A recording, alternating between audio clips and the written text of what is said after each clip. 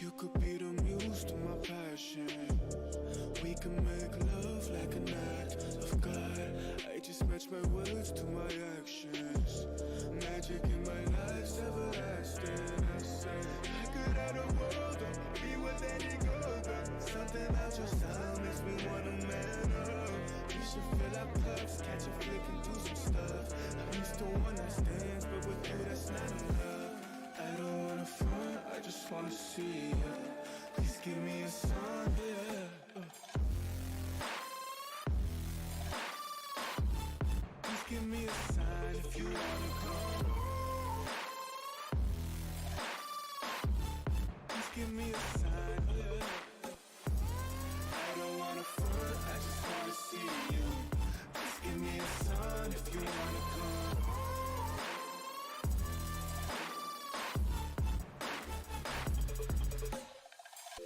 Why you presenting games I don't wanna play? I've been on my grind, I just wanna lay down with you. Spark a doobie, hit the town with you. Life is complicated, but I found in you something simple, I can wrap my head around it. Be my lady, cause you keep on around it. You see all the women in my DMs, it's astounding. You ain't gotta worry about a thing, you got me grounded. Yeah, I say any truth that I wanna say. Let's appreciate our youth like it's our final days.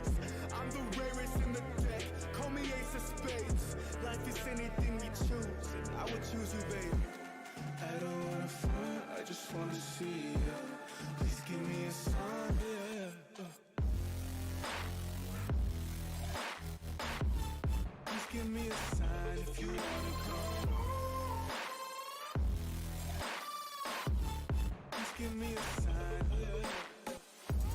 I don't wanna front, I just wanna see you. Please give me a sign if you wanna come.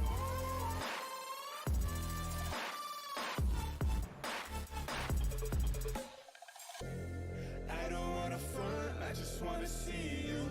Please give me a sign if you wanna come through, through.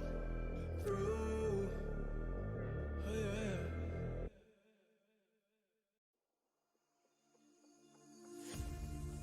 In the beginning, there was time.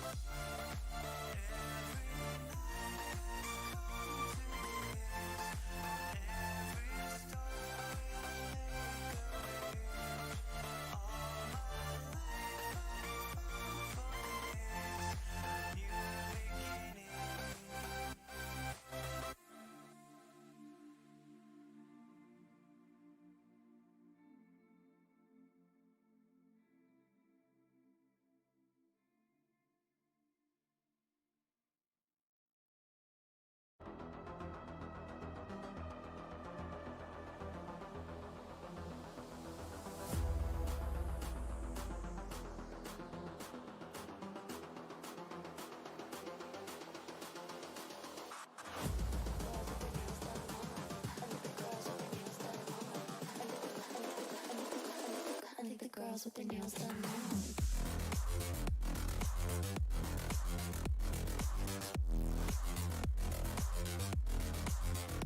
Girls with their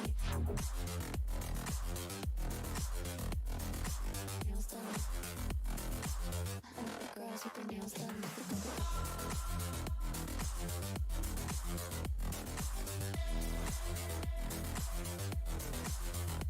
Girls with their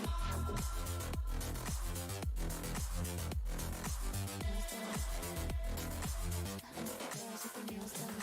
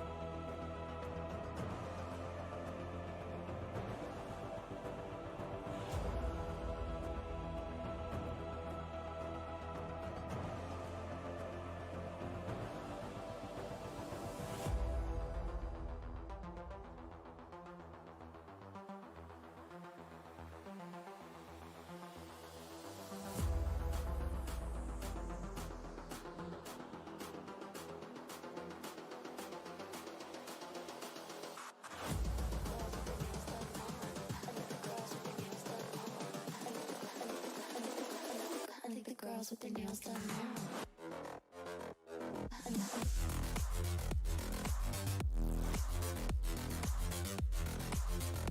Girls with their nails done. I like the girls with their nails done.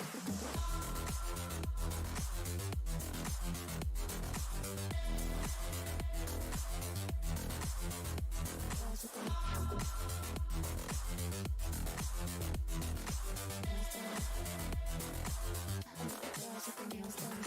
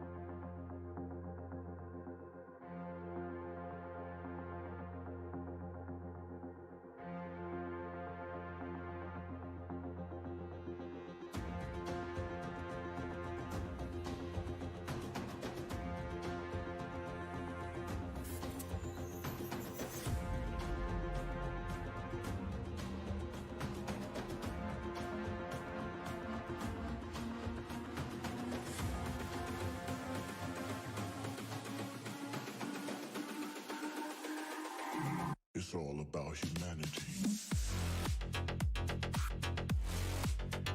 About humanity.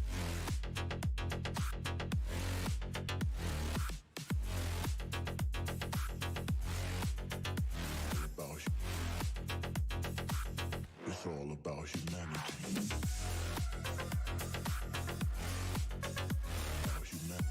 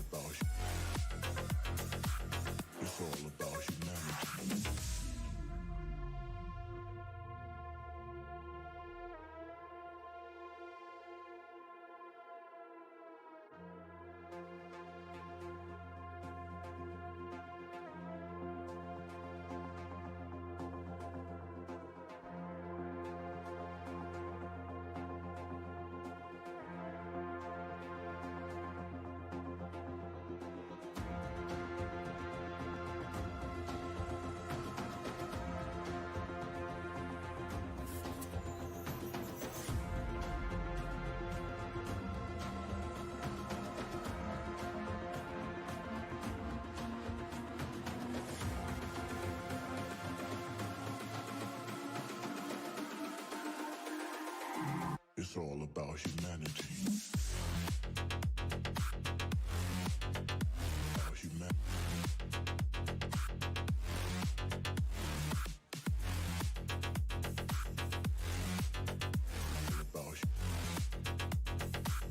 It's all about humanity. About humanity.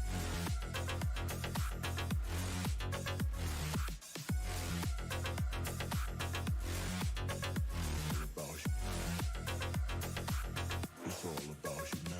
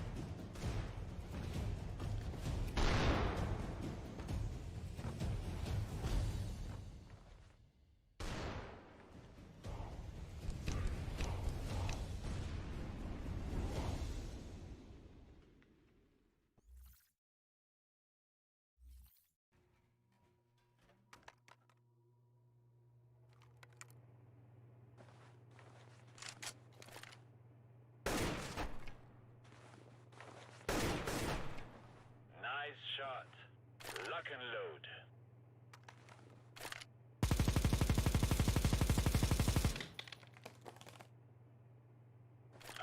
Wow, very good. Let me show you how it is done.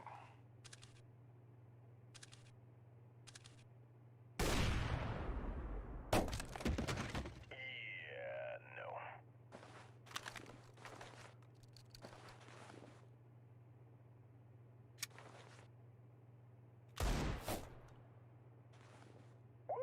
Damn! That was one of the best pickle fights I've been to.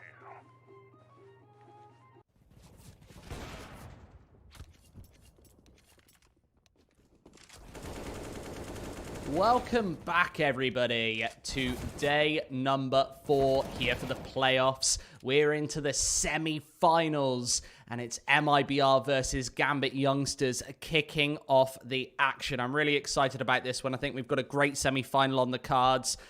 Flakes, before we talk about maps, before we talk about matchups, just tell me what you think of this series. Are you excited? Yeah, I'm definitely looking forward to diving into this one because I think everyone's been watching MiBR with a fine-tooth comb the last couple of weeks, haven't they? Because it's been a little bit of a roller coaster. So I'm very interested to see what a team like Gambit Youngsters can do to them. I think when you actually look at the odds for this game, I think it reflects the turmoil that MiBR have gone through. They actually favour Gambit Youngsters quite significantly, which is insane. I think this morning I was looking at 3-1 odds favouring Gambit Youngsters, which, let me go back a couple of years ago and that would... It might be one of the best in the world. So it's, yeah, a very interesting best of 3, that's for sure. That's just insane. It feels like we're in a parallel universe right now, and everything's going topsy-turvy, obviously, with the coronavirus pandemic still going on. MiBR probably one of the biggest victims of the online scene, to be perfectly honest. Not that they had the best string of results before we went into this pandemic, but I think the online cups have really kind of shown their weaknesses ever so slightly. I'm hopeful that they can bring a good performance here to this series, and they're going to need one. We go on to Mirage first. Yes, it's a strong map for MiBR. They've been picking it quite consistently lately. However, it's also a great map for Gambit Youngsters. They've beaten a lot of big teams, and now an opportunity to take another giant name down from the international scene.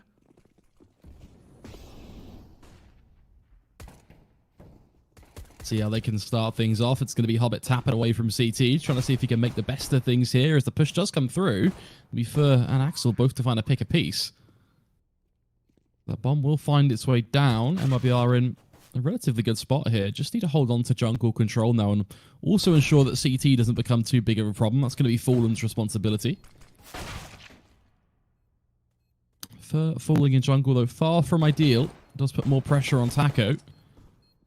Seems like Fallen's going to be able to deliver on CT as well. There's one. Makes it to a second. They all come lining up for MiBR. Well, that's a very powerful round right there. Just controlling jungle. You've got Fallen just in the central portion of that site, hitting all of the headshots. And Gambit Yongsters, despite the rotate being quite snappy, were unable to get back in, defuse that bomb, which is obviously incredibly important in the pistol round especially. Now, not much investment coming through from the Kazakhstani crew. Just a couple of nades over here towards the B site. And there's a chance MiBR might walk into this. Does look like they're favoring a bit of a B split. Let's see if Fur and Taco fall the same way as we see so many teams. They might make the mistake here. If they make any noise, expect those nades to come rolling in. Gambit are actually conserving them until they get this initial information, but where are those 8 cheese flakes? The key thing here is just to try and keep it clean, though, and they're doing a pretty good job of just that, only losing Taco in the process.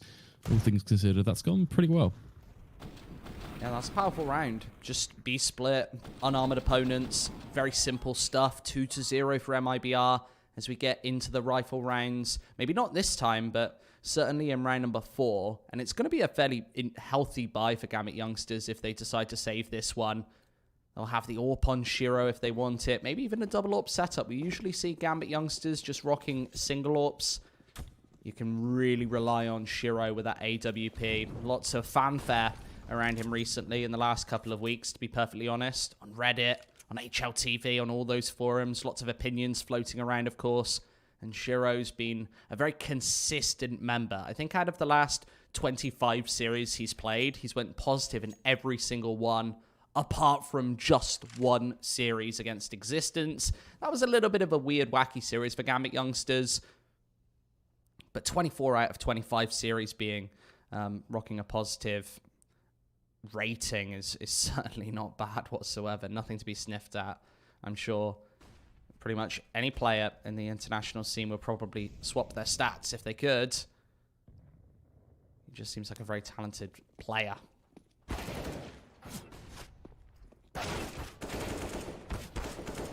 Seems to be more clean, concise Counter-Strike coming in so far from MiBR. Only losing 2 here. Actually losing Fur is just actually far from ideal now. Does mean Inter has an opportunity to do some more serious damage, having picked up that AK. MiBR do have to be careful. They want to save as much of these weapons as possible, just to make sure they can start to build up their economy. That said, Fallen immediately running for that bomb plant. Once that comes through, then it's going to be a matter of just playing it safe. Inter doesn't really have a huge way into this round. Yeah, fairly powerful performances there from MiBR. Losing 3 players is a bit of a problem maker in a round like this. Not that the AK-47 can necessarily do too much in that specific scenario, but realistically, 3-0 from MiBR, that's what really matters. Now we see that full healthy buy from Gambit Yongsters. Commonly, you go for that force buy in round number 2, the full eco in round 3, and it puts your money in a bit of a touch-and-go situation here in the initial rifle round. We see that's not an issue for Gambit Yongsters coming into round 4. Of course, they've got full utility. Even Shiro picking up that AWP. He's got the head armor, all of the Kevlar, all of the utility to back it up. And Gambit Yongsters probably going to be feeling fairly good about this investment. We see a pause. I really do wonder if this is a tactical. It's quite early on, but coming into the first rifle round, do they want to break the pace against MiBR? We actually did watch a Gambit Yongsters versus MiBR series fairly recently. I feel like MiBR just pipped Gambit to the post. Am I right in saying that? I want to dig back into these statistics. Yeah, recently, 27th. MiBR actually, beating Gambit 2-0. And I think me and you actually casted that series, Flakes. I definitely did. It might have been me and Scriv, actually. Take a look at that scoreline, though. I think that's the big thing. Take a look at that scoreline. It was not a clean 2-0, not by far. If I remember rightly, it went to double, if not triple OT. Yeah, both maps, in fact, going to overtime, which is really interesting. Very closely contested Counter-Strike, and I certainly hope to see more of the same here in this semi-final.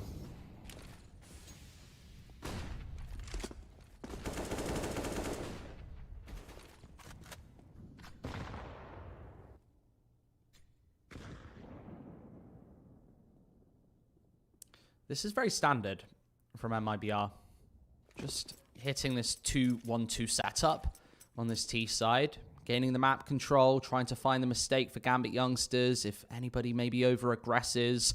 Not that I think Shiro will on 17 HP. The nades have done a ton of damage to start things off. And MiBR, we see that map view now just spreading all over the server.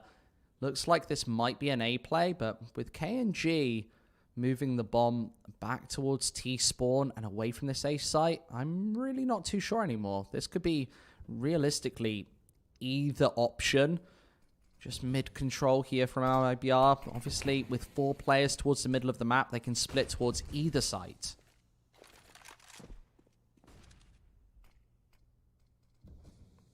Does give them that flexibility, like you say, but looks like Connector will be the target. So actually finding himself under pressure as he gets nipped at through the edge of the smoke. MiBR yet to commit, and as a result, they're actually going to be pushed back now. Those Molotov smokes all landing down. This starts to put them in quite a worrisome position here. 5v5 and 18 seconds on the clock. They're going to have to pull the trigger and pretty much send it, but unfortunately for them, Axel's in position to shut it down before it even gets going. That's a double kill claimed. With the cross being held as well, this round has completely crumbled off the back of Gambit and smart utility usage. One Molotov, one smoke towards top of Connector completely shut down the entire play from MiBR. Yeah, and realistically, Taco gets completely cancelled out from the Palace with a single smoke grenade as well. You see Axel putting together some good work there in the replay. And Gambit, more importantly, they're first on the board. Look how tight those odds are going into the first half here on Mirage. Very, very closely contested just after a couple of rounds from MiBR. Remember, those were verging on 1-3 odds before this series. That's for the series in its entirety. Here on Mirage, this is MiBR's pick. We know that Gambit are quite solid on this turf, though.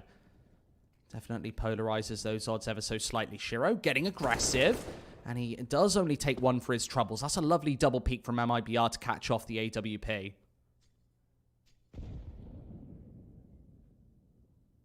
See what they can do with that, though. They already have that upper hand, of course. 4 versus 3. But they are very spread out across the map. But it's also early days. There's no need for them to make any rash decisions here. See Fallen and Co. just grouping up, moving together, I'd imagine, back towards where KNG is. From there, the A site likely the target as Taco sits tight, bomb on his back, ready to strike. The main man to watch will be Hobbit here. He's going to have the job of defending this push as it comes through. Axel may be there to support, but I think he's going to be too busy focusing on short right now. They have no mid control or knowledge of what's happening in mid on this Gambit side, so Axel can't really afford to rotate over towards A right now. He has to stay on short, or even worse, I think, is go back to the B side, but you can see he's constantly checking short, so this doesn't bode well for Hobbit. He's going to be stuck in CT and likely will have to concede for the retake here. I can't imagine MiBR will plant for CT in this scenario. They certainly could. Fallen just isolating that bomb, and no, it's going to be planted right away from Hobbit. He's not going to spot anything. Nevertheless, catches Fallen through that Xbox. That's really painful for MiBR. Now with only 12 seconds left, they need to tap the digits into this C4. Couple of shots again coming through, not really connecting this time. As the smokes dissipate, KNG up close brings us back into a 2 versus 2. With 30 seconds left to tick off that C4. The utility usage from MiBR really slowing Gambit down here. And stuck inside the jungle position, losing his teammates left, right, and center. Inters has to backtrack. Not enough time left on this bomb. Left to go for the defuse, and Inters still wants to pitch in for it, maybe just to find another kill. And Taco, he's got the angle lined up perfectly. 4-1 MiBR. Yeah, Taco just too damn quick there. Knows exactly what he's going to do. when he peeks back into jungle there and just waits for him connector. You see how lightning fast he was with an AWP shot. What's not to love? As I said, this is the perfect start from MiBR, isn't it? 4-1, and it continues to build from there, I think. They're looking very comfortable right now, has to be said. And of course, their opponents don't exactly have millions in the bank, so it will be just a bunch of upgraded pistols, a bit of Kevlar on their backs. This could be a fifth for MiBR and a very strong start to the T side. We're seeing a very different economical approach from Gambit youngsters early here on Mirage. Usually, Flakes, we see lots and lots of force buys. Those pistols come through. Here, this is a bit of a half buy, but usually you'd see a couple of SMGs scattered being on 3, 4, even 5,000, 5,500 for Shiro. You'd usually see those MP9s come out, maybe a FAMAS even here and there on a round like this. But yeah, a funky half buy for Gambit youngsters, and maybe paying MiBR a lot of respect in this particular map, deciding, right, maybe we can't get the job done with a couple of SMGs. We want to maximize our buy rounds. And realistically, MiBR have played a good T-side thus far and should be able to convert a fifth against this null and void investment.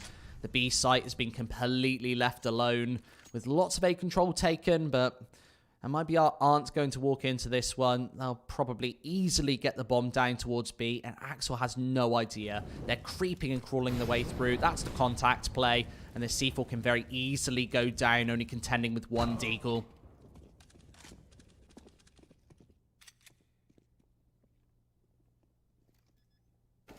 This is exactly what you want on a round like this, though, isn't it, for MiBR?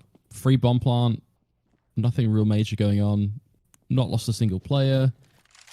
This is the dream scenario. Don't get me wrong, Gambit, they can carry some Kevlar through. That will actually help them on their buy, because obviously they won't have to spend too much. Well, 650 saved, but still, for MiBR, the impact here is huge. Especially if they can get the likes of Fallen and his AWP saved. Which seems to certainly be the case. Gambit aren't aggressively stanced, only into the back of T-Apps to try and find any of these rifles, and MiBR heading elsewhere. The one deagle on Nafni not really doing too much. Does take down first. That's one of the AKs gone, but a fairly flawless round from MiBR, all things considered. Yeah, good B take, getting not much information before pushing into that. They could have very easily walked into the B stack, but Gambit youngsters, I guess the wrong bomb site, and sometimes that's all it takes to take a very convincing round for the Brazilians. This time, a full buy once again. Shiro back on that AWP. 4 lots of M4A4s. I'm interested to see what the defense actually has in store this time, if they're going to change anything up. We often see Shiro go for those opening picks. This time again, he's been smoked off. Look at all of those smoke grenades towards middle. Short completely pounced off. Window completely rendered blind. That's a nice flashbang. It's actually going to catch Axel out instead, and he finds the kill just before anyway. Nice nade as well. Going to do just some extra damage here. MiBR find themselves basically battered by frag grenades here, to be honest. The damage being well and truly done. Fur and Fallen stuck in a rock at a hard place. Axel almost thinking about pulling the trigger there, I'm sure. Little does he know there was a head walking right past him. Fallen unfortunately going to get caught, leaving Fur just to try and make a play here, but he's in a 1v5. This is pretty much going to be impossible. In fact, he gets swung in mid by Hobbit. That's such an important round for Gambit. Able to build that money, flawless.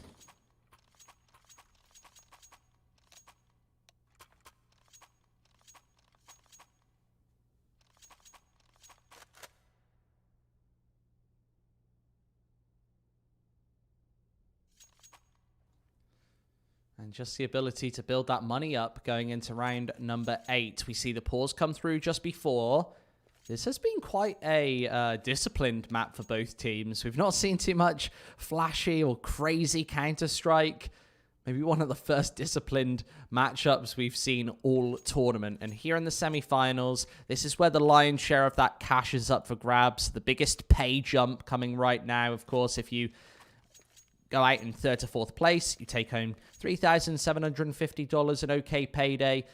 Second place is $12,500 as well. So that's where we see the first major pay increase for both of these teams if they can get to that grand final, with the overwhelming lion's share of that prize pool going to first and second. Of course, that $25,000 first prize. This time, Gambit not going to smoke off Shiro towards window, so that's a lot of visual, and you really don't want to give Shiro an inch to work with. He'll take a mile. Instead, it's Axel to take the initial engagement, only trading 1 for 1, and MiBR still vying for this mid control.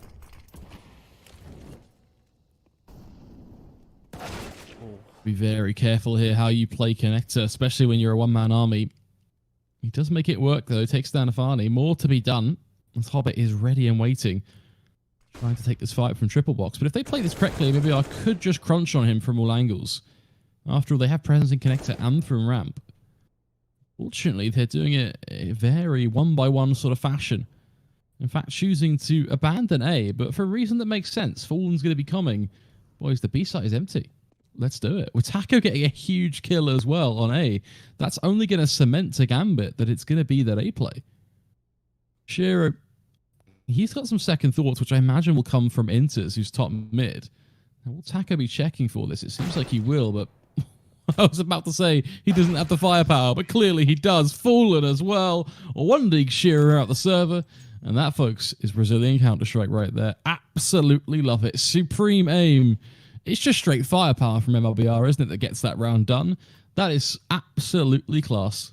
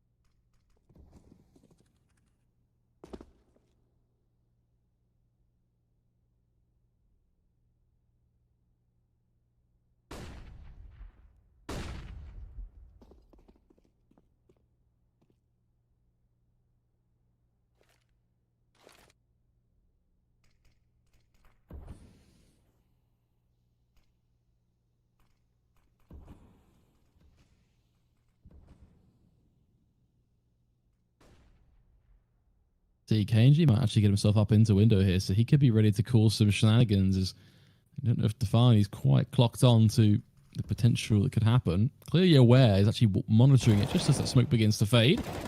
Meanwhile, Taco and Fallen both going to find themselves found by Hobbit, who gets aggressive in ramp. Love to see that, but now that refrag has to come through, and Shiro also needs to be found ASAP. The more Hobbit can do, the more chance this round is done. And Shiro, in fact, will finish things off in CT as well.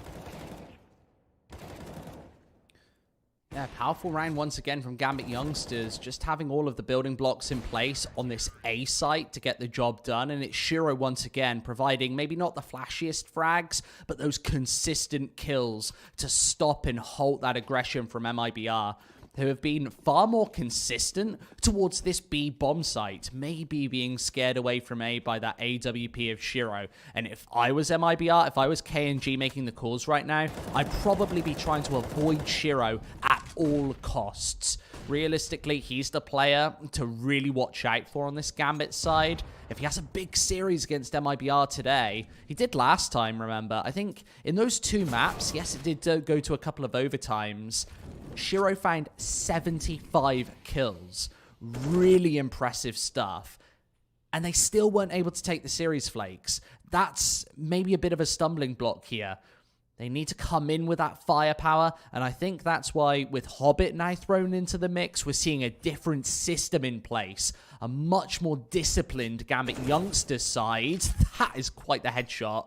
He had 3 targets to find, just picks the one head and doesn't stick around for MiBR to trade.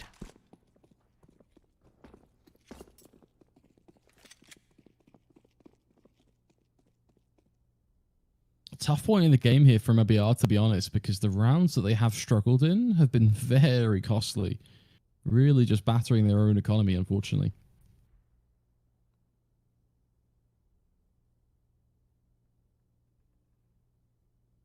Not really much they can do here either. Just with that one solitary Galil, Bulls can try to get out rammed together. If they can find Hobbit, that is an AK for their troubles, which I imagine will go to Fallen. It's just so much to do here. 15 seconds. You've got an AWP in jungle watching you. You've got presence in connector. Rotates coming to CT. Even just the AWP on its lonesome will get the job done, let alone the other two players who are both in position as well. So a far cry from a successful round there for the T side, but I think the bigger problem for them is going to be just their money.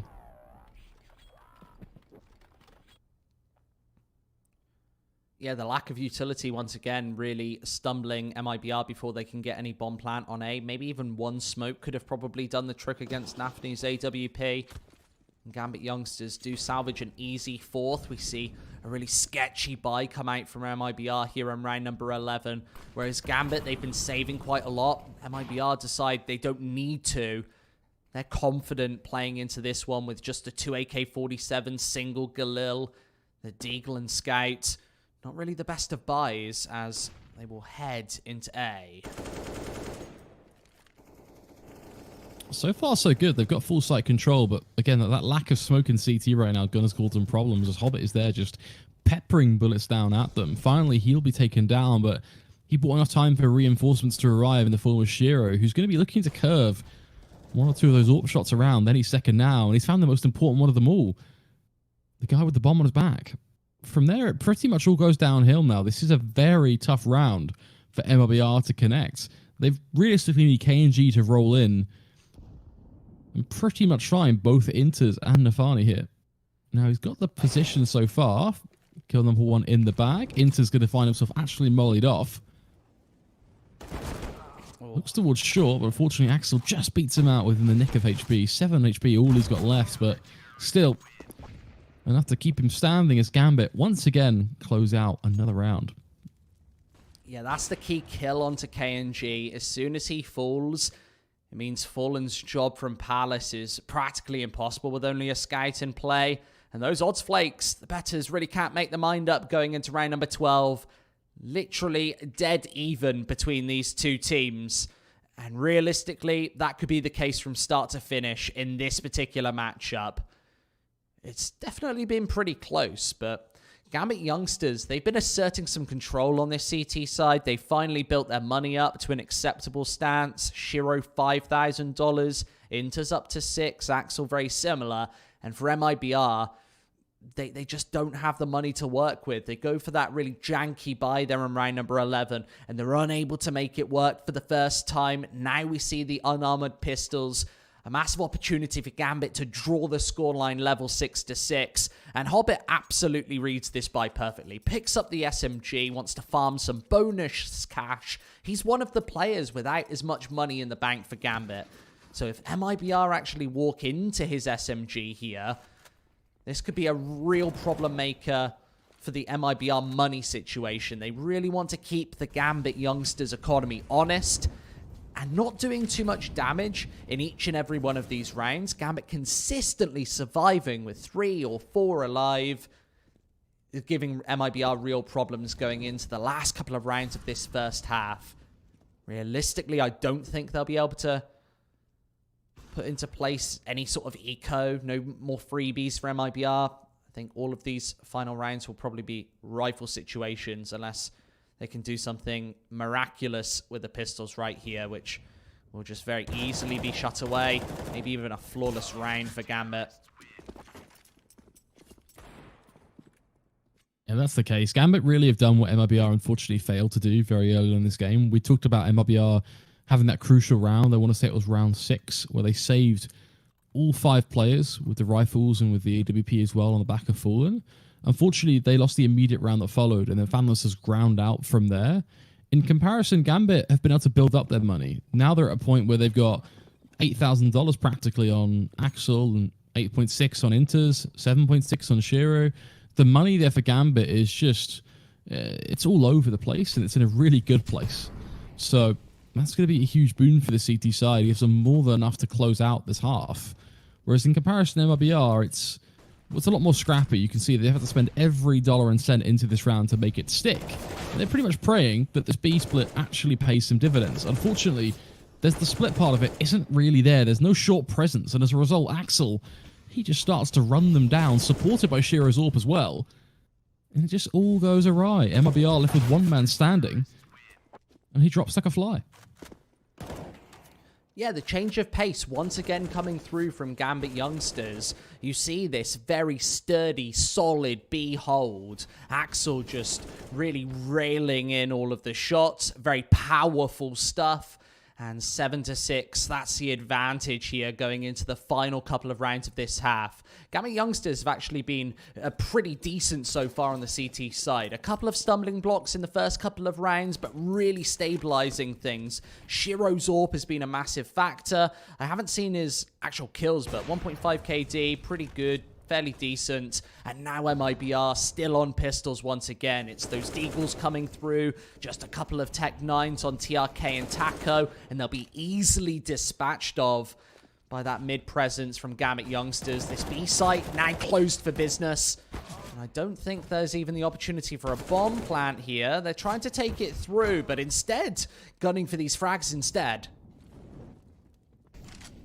It's going to be very tough for MiBR to, again, make something of this stick. They need that Tech 9 to go and get hot and heavy in market right now. So far, so good. But the AWP there lined up to immediately revert that kill back in favor of Gambit, leaving Fallen last man standing. But name a time we haven't seen Fallen go huge in a clutch like this. It is possible, just bloody difficult. But there's no scenario where Fallen doesn't excel best. Unfortunately for him, Hobbit just taking the battlefield one step too high for Fallen's liking. Of course, he's up in apartments, gets vision pretty much over the entire site, and Fallen just completely unaware of that fact. There are so many angles there for Fallen to check with only a Deagle in hand. He just cannot prioritize apartments. Maybe he goes for that jump peek and spot sight Hobbit early, but realistically, he has to prioritize one or two of those angles. In kitchens, always where you're looking towards, just voyaging into market there with that crosshair, and doesn't pick up any shots. MiBR actually on a bit of a losing streak now on this T side. And once more, 6 rounds, that's sometimes good enough, but we know that Gambit Youngsters actually have a really decent T side as well. So a 9th on the board certainly would be good, but Nafni right through that smoke, able to find TRK, converts as he jumps on through. And what might be a simple 9th on the board for Gambit, unless KNG can do something. There's a first.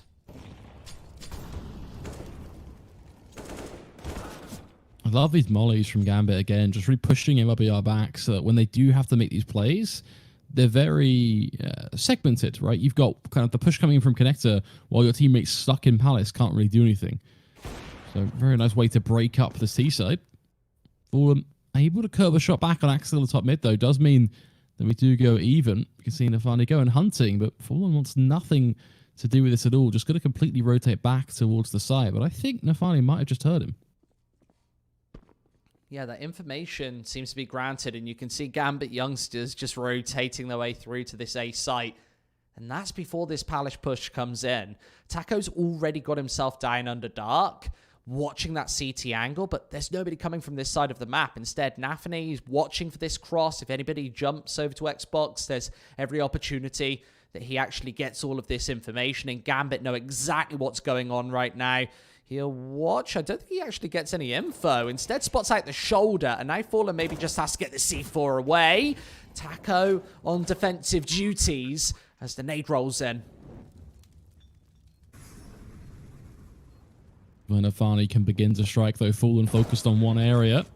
Ooh, that has to have been a nasty flick to land. We don't quite get to see it from his point of view, but surely at that sort of range, that's going to be a tough one to connect. That brings us full circle. 1 versus 1. Taco up against Inters here. 17 seconds to work with.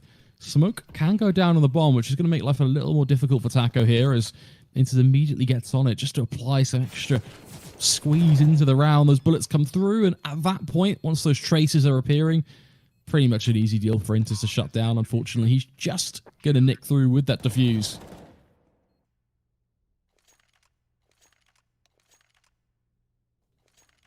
And that's a really good half from Gambit Youngsters, especially considering how it started. MiBR came into this series really hot. We saw those Deagles connecting with almost every single shot.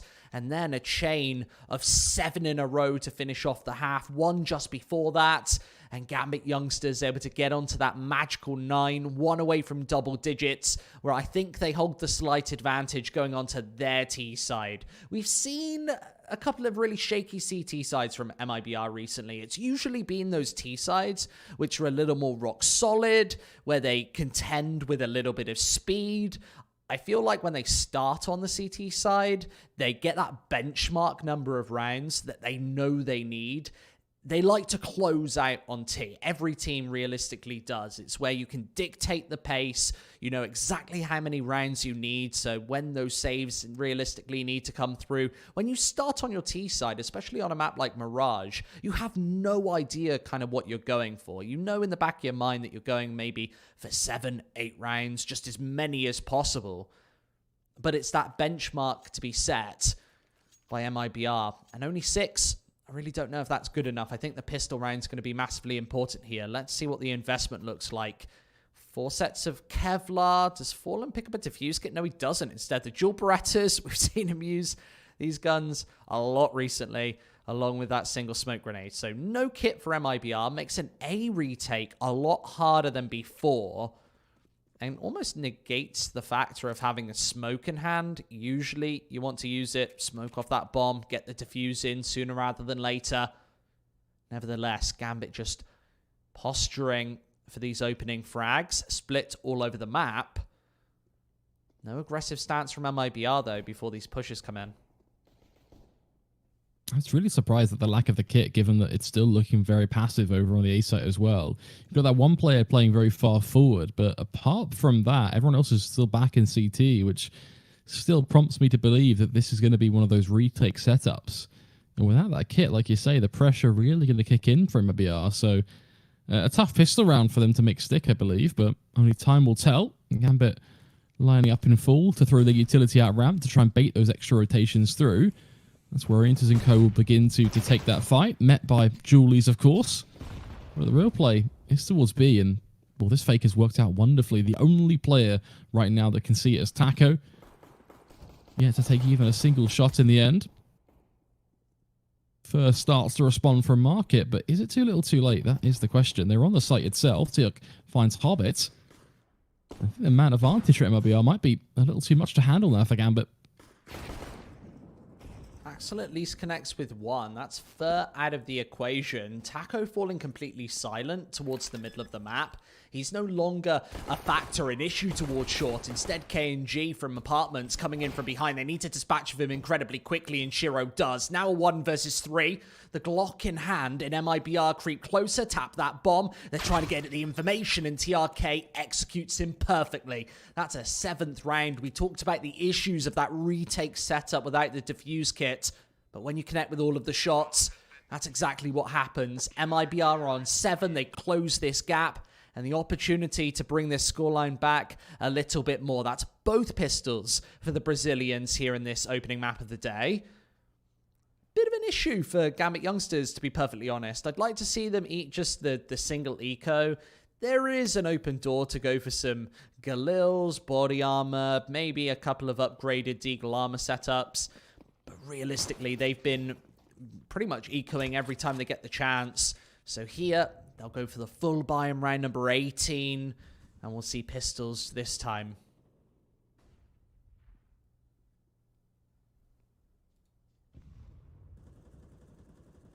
This is where Fallen gets to work some of his magic in mid now. Spotting. Of course, the pushes come through, but oh, no magic for him. Shiro just going to pull the wall right over his eyes.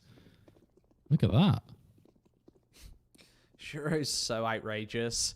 Even with just a pistol in hand, it feels like he can connect with absolutely anything and everything. Now the rotate coming through to the A site. MiBR have no idea that this is coming through. They still have TRK towards the ticket booth, and Fur just moving through connector to control these angles. Notably, there's not a smoke grenade for Gambit, so I think this bomb plant is going to be very difficult unless somebody can connect another headshot, perhaps onto TRK to start things off.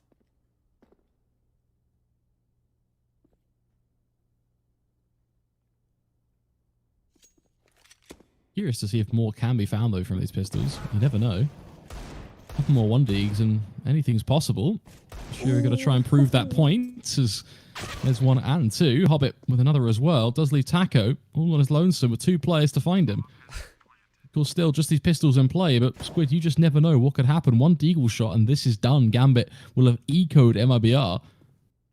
They got a split as well, so the minute he fights one, the other can peek with his back turned. This works out wonderfully, but they just let him get into Sandwich. That's huge. That positioning advantage now that he has, going to be really nice. That is messy. Very messy, but Shiro does just enough to get it to stick. Shiro's so outrageously good. Look at that 1D. It's absolutely sensational. And then to finish off Taco as well. Yeah, balls of steel to go for that peak. He knows that he needs to frag sooner rather than later, and that's an early 10th for Gambit. Big issues now on the CT side for MiBR, as they have to go for the Force by themselves. Everybody apart from Fallen with the body armor in play. Of course, Fallen wants that early AWP on the CT side. Not that he's going to get it in this round or the next. It'll be until round 20 before MiBR can get a full buy. That means 12-7 is just open right for the taking for Gambit. And with this be execute coming through, only 2 players to hold the defense. This is so difficult to hold on to. These pistols are here, though. They're going to see if they can do some damage. Those SMGs, of course, going hunting. It's an all-out battle, but in the end, it's Gambit making it look easy. We are barely doing even a scrape of damage. Only 48 to Nafani. I mean, it's nothing really to be screaming about, unfortunately. Be an easy 11th and likely a 12th in play for Gambit as well now. I'd love to see a tactical timeout early in this second half from MiBR, because although this 19th round upcoming is pretty much a throwaway without much investment, yes, they've saved over 2 pieces of Kevlar, a couple of upgraded pistols. Without Gambit Youngsters wanting to aggressively hunt, MiBR can confidently carry these through to the next. But this is going to be a 12-7 scoreline. That's almost a guarantee at this point, especially with the consistent counter-strike that Gambit have been putting into place. I was actually concerned in the first 4 to 5 rounds of the series that Gambit were playing actually a little scared. We talked about all of those ecos they were throwing in, and bouncing right back with a force buy. Second round of, well, not even the force buy, it was an eco, just with a couple of deagles in play. They didn't even have Kevlar on Shiro, who connected with 4 frags, the lion's share of the damage. And now MiBR, they'll go 5 rounds behind, more than likely, going into round number 20. I think they need a break of pace flakes to actually discuss what's going wrong and put together a more rock-solid setup on this CT side. Otherwise, even though it seems weird, these odds are going to pan out perfectly with Gambit Youngsters just dominating this first map.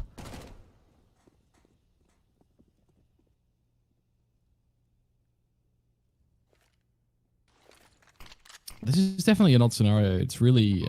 I still am somewhat shocked that I'm hearing a best of 3 where MiBR are struggling against Gambit Youngsters, to be honest, but I suppose those are the times we're in.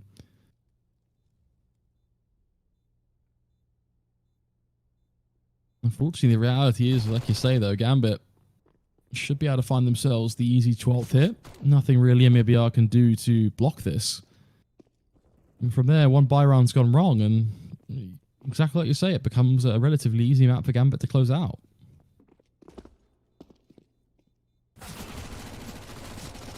And for me, this is quite surprising. MiBR seemed to come into this first map quite fiery. We saw that high pace. That's all gone to sleep here on the CT side. These pistols do get crushed. It's not a big problem. Yes, they would have preferred to carry through a couple of sets of Kevlar, but this will be the buy. Fallen and AWP in hand. Just the single AWP setup. Sometimes they like to go for the double AWPs with K and G, picking up those secondary sniper duties. But Gambit Youngsters 5 ahead. As we mentioned before, a full buy, and more importantly, Flakes, this money built up. Shiro onto $10,000, doesn't even need to upgrade to an AWP. Hobbit still picking up this Mac 10. He's got plenty of cash. He can get rid of it at the end of this 20th. And everybody from top to bottom just swimming in money, Scrooge McDuck style. And Gambit Youngsters looking for round number 13. If they can take this initial rifle opportunity, I think this first map might be over before MiBR even get a look in on this second half. You see, because they go for the force buy in round number 18, they're stuck without utility here in round number 20. They don't have any Molotovs to work with. Damn, even the one smoke grenade on Fur, which I guess will likely be thrown early. And TRK's only got one flashbang to work with. They have to do this with firepower and firepower alone. That's why they're getting aggressive, though. You can see they maneuvered into close ramp very early on just to try and get that information, see if they could find the likes of Inters early on. So it makes sense. They're taking the jewels. Unfortunately, the risk there is that it may not always pay off. And a case in point is KNG. He's going to be caught on short. Taco next in line to hit the deck. Leaves Fallen, one man standing to defend the B site, all on his lonesome.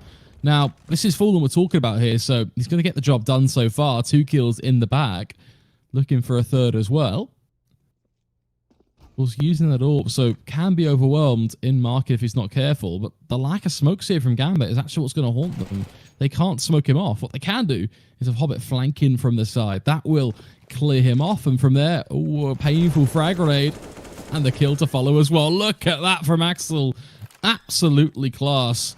Finds the first kill with damage on the frag grenade as well. Then spray transfer down to the second, knowing exactly what is going to come his way. This is just class Counter-Strike. Look at this. That's the he key just word, knows right? that Turker's going to swing him. That is he just absolutely knows. the key word. Class. Axel is a player on my radar for quite some time now, and that's exactly why. Just able to put together the multi-frags consistently. Between him and Shiro, they bring most of the power to a series like this. 13-7, showing no signs of slowing down here on the T side. And once again, it's back to mid-control for Gambit, wanting to take these longer range engagements against just the Deagles on the Brazilians. No sets of Kevlar on the CT side. Should be a very easy 14th. And from here on out, it'll be one rifle round, one force buy to finish. On MiBR's map pick, this might be a very quick semi-final, Flakes. If Gambit don't slow down, this is actually the first time I've been really impressed by this new look Gambit with Hobbit in the ranks. I think I've casted most of the officials they've played since he's been put into the mix instead of Supra, and so far it's been quite underwhelming. This specific series, the way they've played such a disciplined game, it looks like a very different new look Gambit.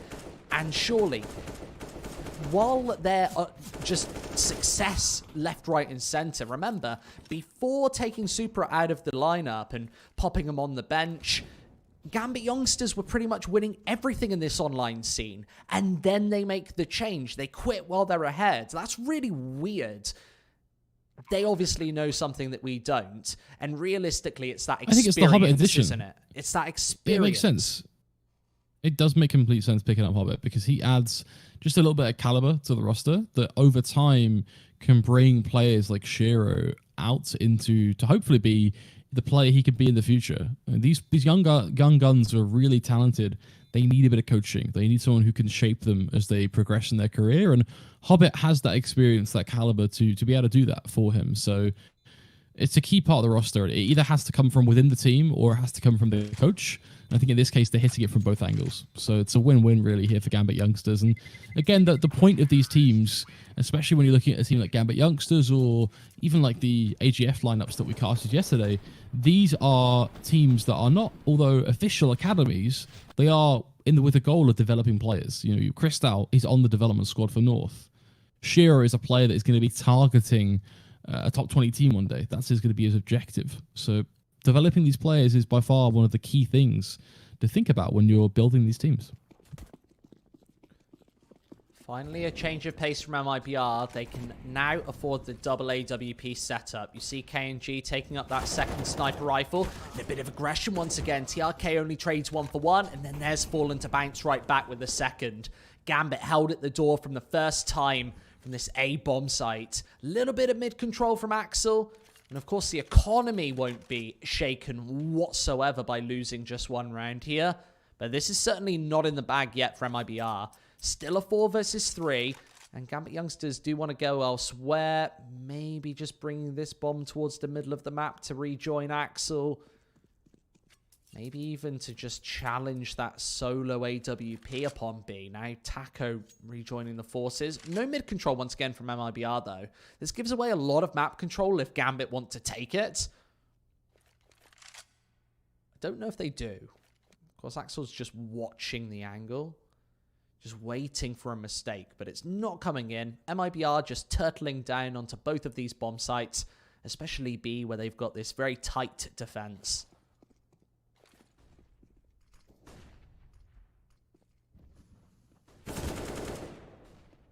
Axel starts to open things up though, grabs Fur.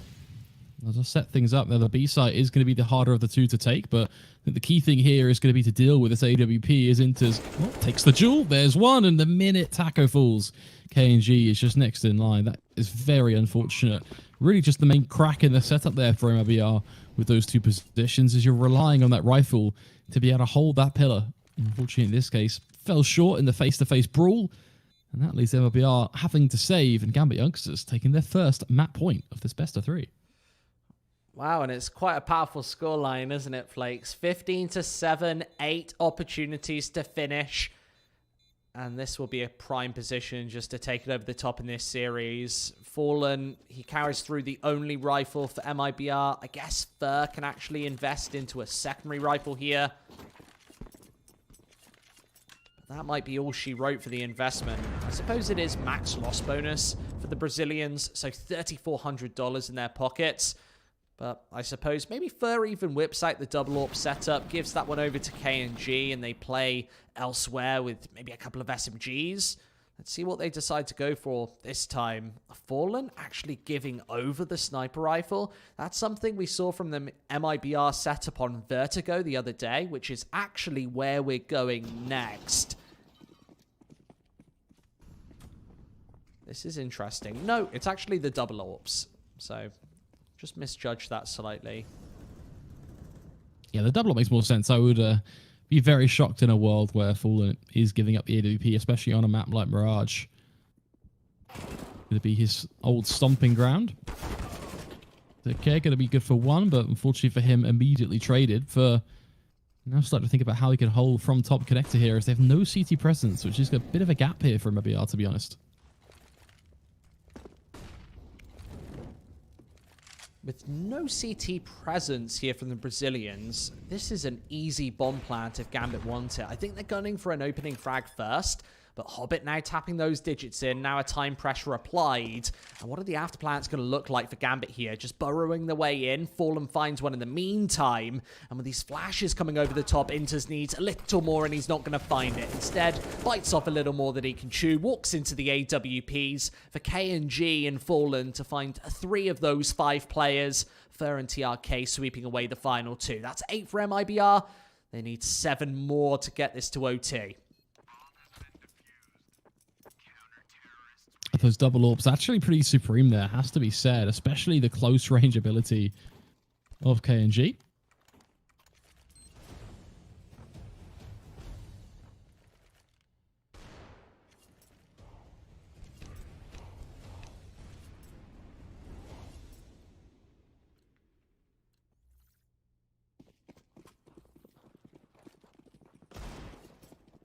And now with all that said and done, Gambit's still at 15.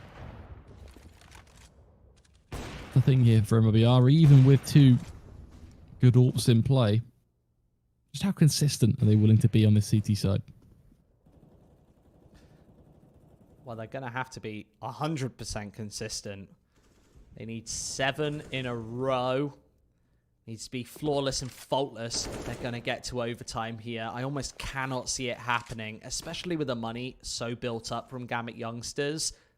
They're going to have buys in probably the next 2 or 3 rounds, and then the loss bonus starts to build up. There's just a pre-fire from Hobbit. Thur completely caught in rotation, and, well, realistically, that crossfire is so brutal. He's playing towards underpass and able to take out the first. Thur having a stinker of a series. Is that 4 and 18? It might even be 14. No, it's 14 and 18. A little bit fuzzy there. Not quite a 4 and 18. No, not quite 4 and 18. I'll give him some credit. 14-18 is not too bad.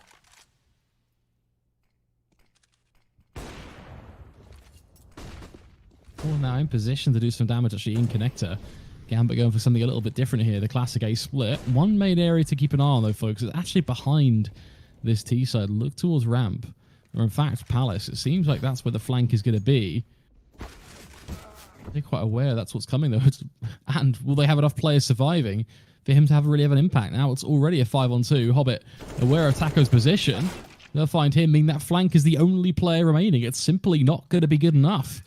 Gambit Youngsters, in what seemed like a relatively cut and dry round, they secure it 16-8. Really impressive stuff.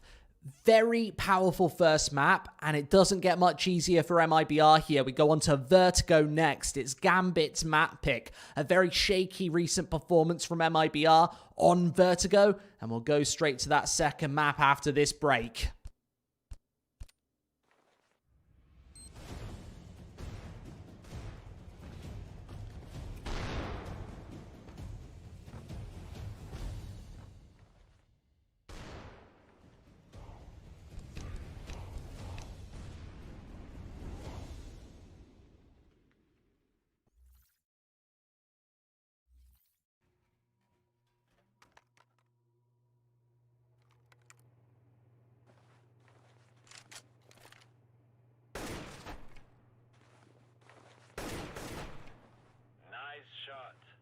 Lock and load.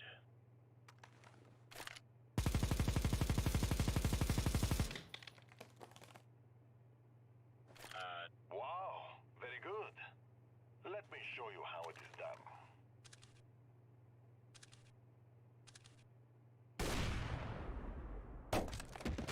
Yeah, no.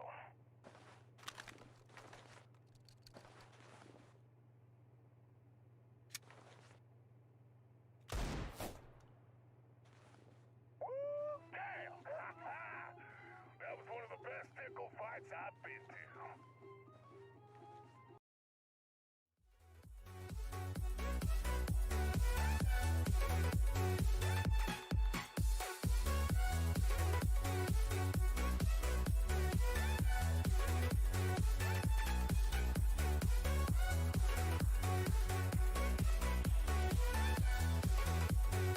Jack it up.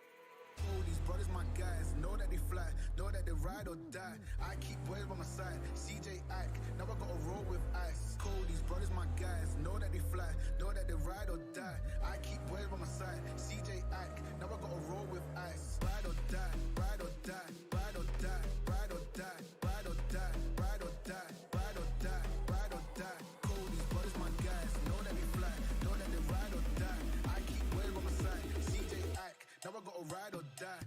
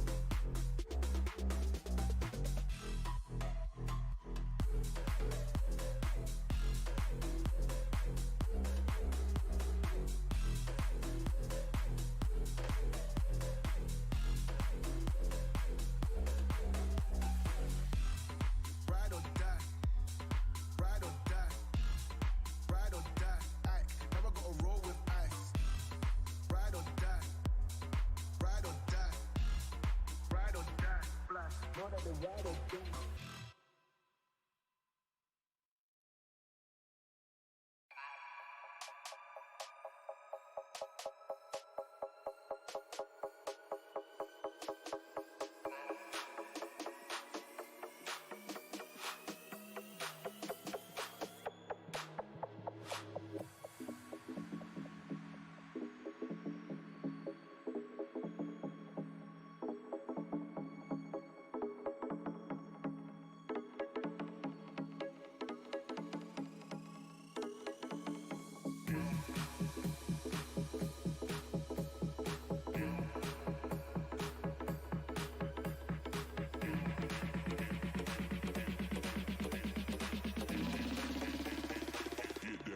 down to the bass line.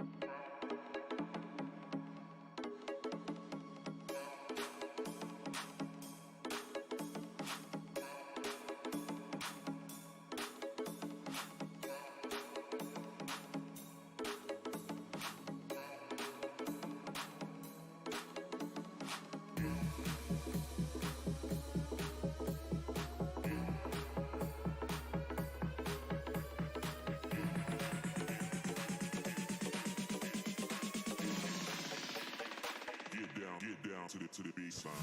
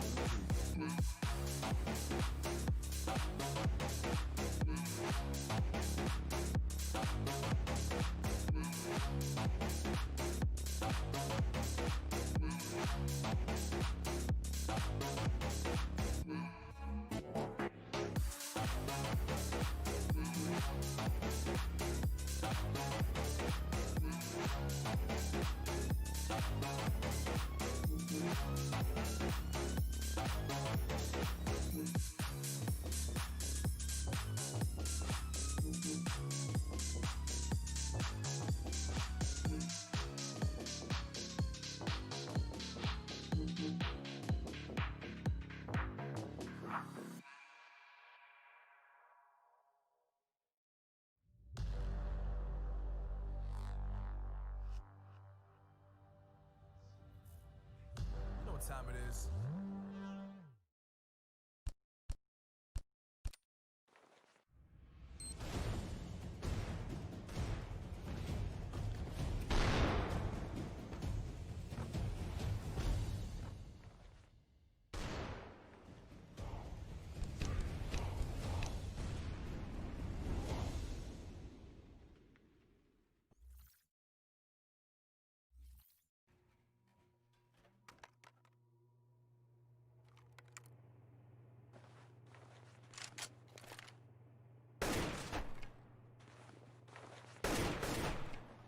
Nice shot. Lock and load.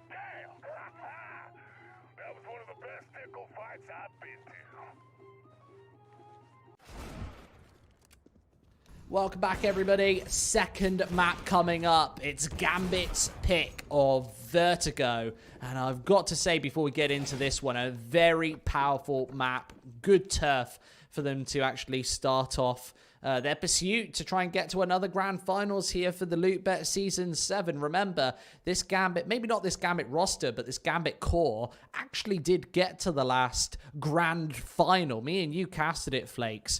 Loot Bet Season 6. They came up against Heroic. They weren't good enough to actually take it over the top. That was actually quite a one-sided series, all things considered. But here, they're setting themselves up quite nicely for another grand final performance, back-to-back here, with maybe even a big win against MiBR. Yeah, they've looked really good so far, haven't they? MiBR have showed a couple of glimpses of success. We've had a nice, few kills, a couple of moments where we've gone, wow, that's vintage MiBR, some would say. But that's really been it. It's been a few glimpses, but nothing substantial. And that's the problem here, ultimately. It looked like a relatively comfortable first map, 16-8 for Gambit Youngsters. And now they're going on to Vertigo, a map where Gambit are also very comfortable. This has been a bit of their stomping ground, I would say, in terms of online Counter-Strike, and by far one of their strongest maps, I think, outside of Inferno. Obviously, Gambit delivering, I think, great success, really, across Vertigo, Duster, and Inferno as their kind of core trio. MiBR, in comparison, Vertigo hasn't exactly been something that we look at and go, yeah, we want to see them on Vertigo. I think they have a 22% win rate. Yeah, 22%. And actually, one of those 2 wins they were able to secure against, I think, Furia is about to expire as well. So only one of those series wins are actually all too relevant here, just with that other one creeping out of the last 3 months. So, yeah, really powerful stuff here. Once again, they are looking for a result here against Gambit Youngsters. It's straight into this A site to start. They trade more than evenly, 2-4 now, before that bomb goes away and forces a really tough retake for Gambit Youngsters.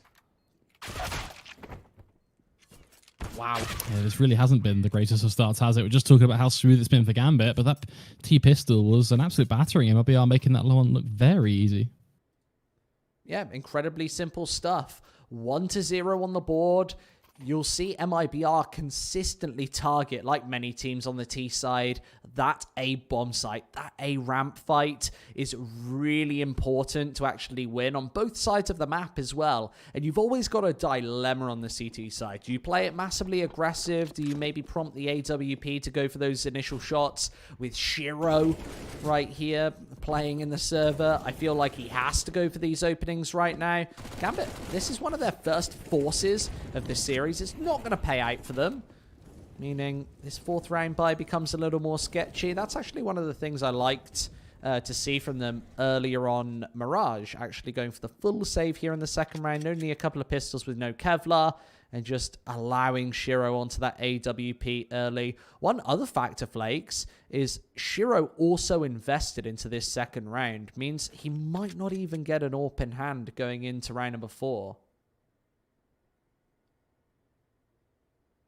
Yeah, that's a little bit of a shame, to be honest, actually. Shiro typically actually holds back so that he can get that AWP up early on, but choosing to spend into it hasn't paid off, and that will give MiBR an even smoother start now, actually. It's not that they go 2-0, but they know, they probably don't know this, but they'll at least be able to find out sooner rather than later. They won't be facing that AWP early on. I think that is a big advantage, and considering they've cleaned up these pistols with ease, only leaving Hobbit versus all 5. Perhaps if he can do a little bit of economical damage here, that will play to Gambit's advantage.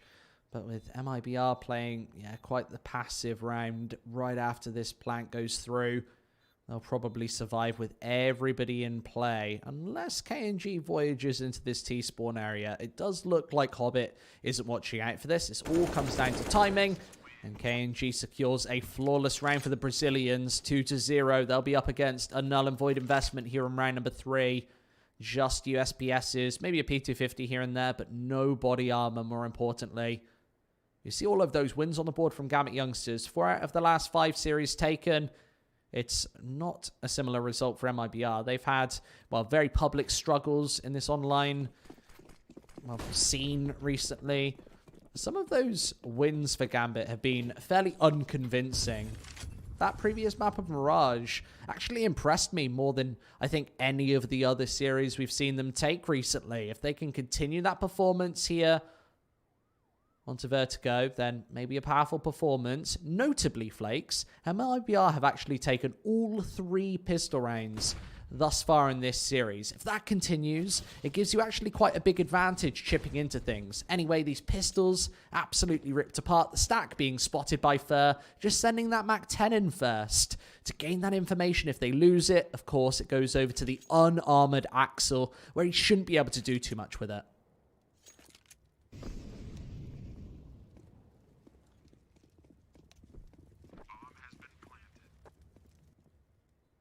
Curious to see if they are going to be able to find anything at all here in terms of exits.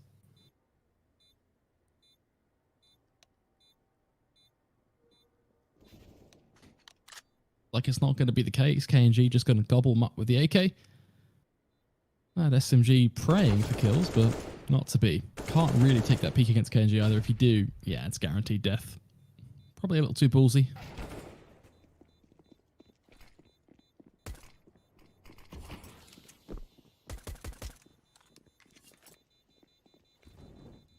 And that's that done and dusted. MiBR, perfect start. You cannot complain at all here. They've kept practically 5 players alive, only losing 1 or 2 in the process, really across these last 3 rounds.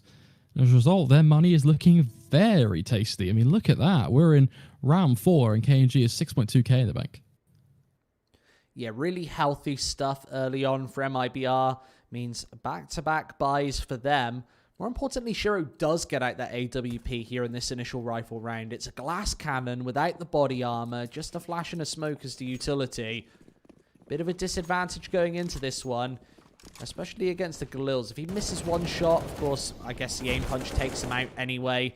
Usually having a glass cannon AWP isn't the biggest disadvantage in the world. Leaves you very prone to these HEs, of course. He finds the first shot nonetheless. That's not without taking a lot of damage on this CT side. Hobbit down to 13 points of health.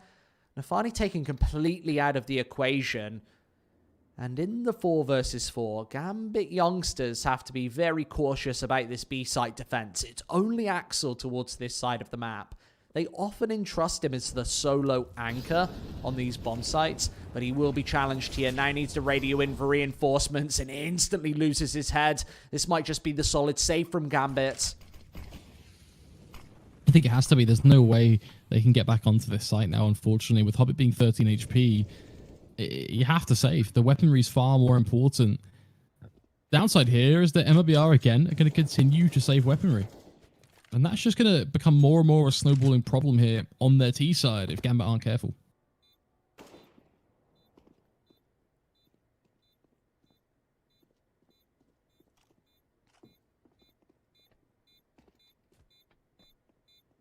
Yeah, 4-0. Very similar to what we saw at actually the start of Mirage, where MiBR had this burst of pace, kind of went a little to sleep around 6 and 7.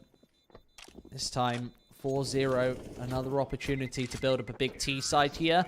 I really do wonder how many they need. We've seen some pretty weak CT sides from MiBR recently here on Vertigo. And going into the rifle rounds, again, Gambit have a bit of a dilemma here. 3 rifles. I guess they do invest up around this. Inters and Hobbit can both drop M4s. They'll be stuck without a whole lot of utility, but still with 2 nades apiece in play. Means I actually think this will be a full set from Gambit here. They've saved quite nicely. MiBR not really going for the hunts right there. Means they do have to face another buy here in round number 5 and taking what I think is probably a tactical pause to discuss what's going on. Remember, if Gambit lose this one, MiBR will likely go 6-0 up. And we do see those M4s come through, Flakes. All of the nades as well. Pretty sturdy buy from Gambit here in round number 5. And MiBR still on, well, this Galil not picking up an AWP for Fallen as of yet, just keeping with an AK-47 himself. But that is actually, yeah, quite... That's pretty much consistently what MiBR goes for here on the T side of Vertigo. We see them really not picking up an AWP for Fallen until at least round 8 to 10. And again, they're finding these openings. Seems to be the same storyline over and over again here, though, is that MiBR are able to consistently open things up right now on their T side. Gambit able to find a few scraps here and there, but nothing more. It's MiBR keeping things ahead here, keeping control. It's Sheer and Axel, all that remains in this 2v4, and it's that guaranteed save that immediately comes through. There's just nothing that Gambit can achieve here. You're going to have to go into round 6 knowing that MiBR so far have found every single round in this game. And it should even secure a 6th going into the bulk of this T side.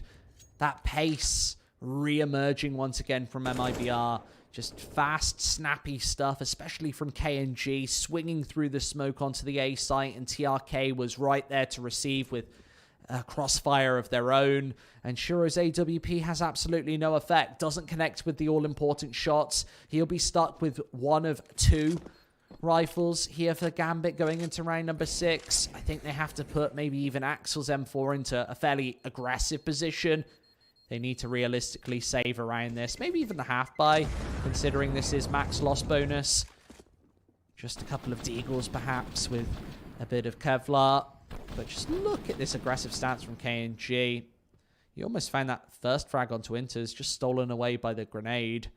That would have easily been a double entry from him. 5-0. We actually do see KNG consistently being that most aggressive player on this MiBR side. Back in the day, it might have been Fur going for the flanks. It does feel like MiBR a bit of a jack of all trades when it comes to the positions they can play. They've got many players, actually 4 of these members on MiBR sometimes pick up the AWP here on Vertigo. We actually saw Fur picking up the AWP the other day. Actually, TRK being the only player not picking up a sniper in that series. Really just weird, funky stuff. And maybe shows they're trying to experiment, find something a little new. And here against the rifles again, Gambit have actually instantly re-bought into this. And I don't think MiBR were actually expecting that.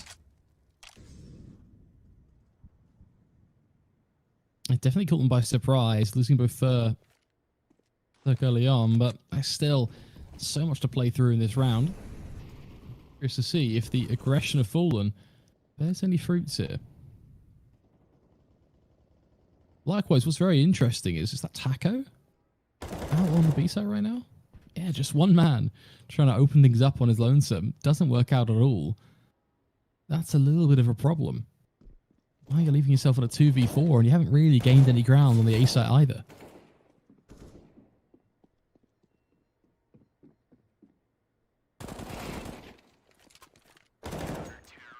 Well, a powerful round out of nowhere from Gambit. That's their first on the board.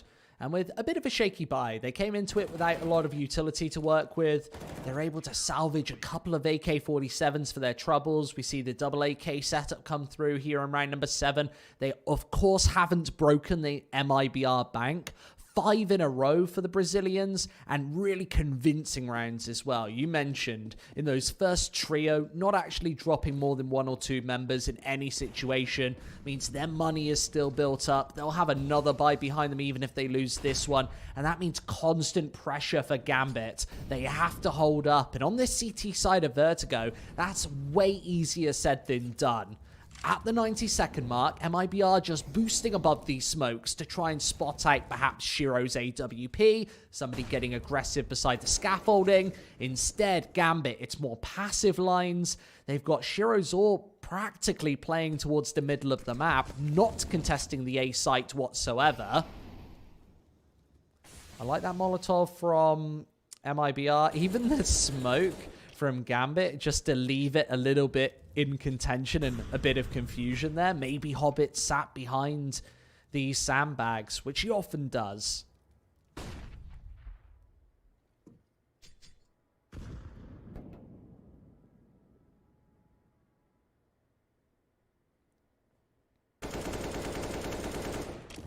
"45 seconds now on the clock to work with. MiBR starting to scope out their options again towards this A site. Looking for ramp, of course, as the molly comes down towards the back of those boxes. Smokes are plenty too. Hobbit does get the opening kill on first. That does bode well, and Fallen, unfortunately, given no angles they can scope out with a Sorb. Makes things a little hot and heavy for MiBR, and most importantly, they've been unable to get the bomb down yet as well, which is a disaster, given there's only 20 seconds now on the clock. Taco going to jump into the fray, try and force the issue, but he does so at the cost of both his and Fallen's life. Leaving only TRK last man standing, it's simply not going to be good enough. It'll be a quick defuse coming through.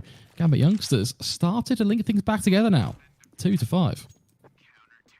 Yeah, I still don't think things are scary for MiBR, considering TRK and Taco both on 10k.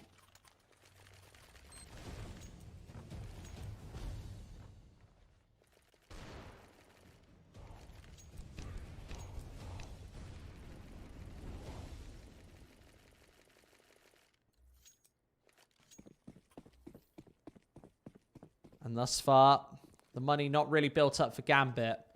They will be pressured at every single opportunity.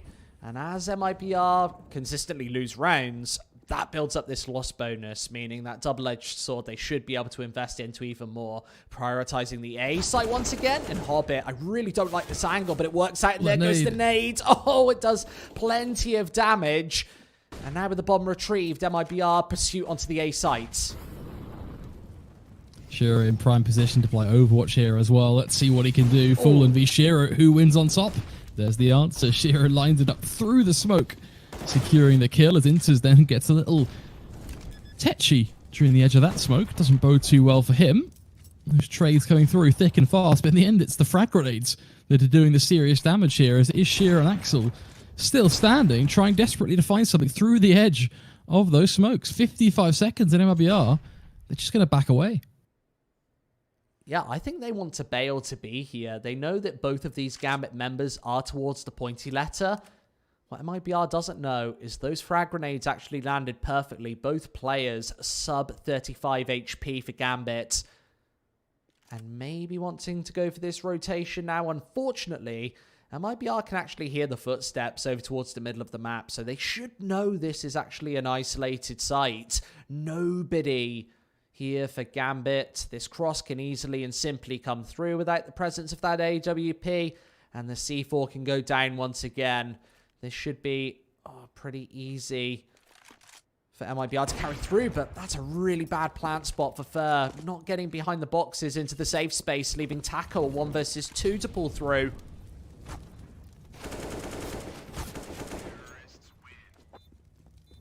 What a way to clean house. Taco just making that one look simple. Cuts down both of them. And from there, that keeps MiBR well and truly in control of the scoreline here. 6-2. Yeah, but Youngsters faced with a bit of a tough dilemma, to be honest. Of course, I think they have to say, yes, we're going to full buy, but they know full well that if this doesn't go their way, MiBR will be likely 8-9-2 even. Yeah, this is where things start to get scary, and those missed incendiary grenades are really not going to help matters there for Axel. It just shakes your focus for a second or two. Anthony, I didn't really see where that came from. Over towards the A site, just shutting away TRK towards the ramp, and Axel's again just alone on this B site. He needs help from Inters, and it is being provided nice and swiftly. Both Molotovs don't land, and Axel 1 HP, instantly going to fall. MiBR an opportunity to get this bomb down and away, but Fur needs to plant it in the safety of this site behind these boxes. With the smoke away, that does give him some cover. This is still a 2 versus 4.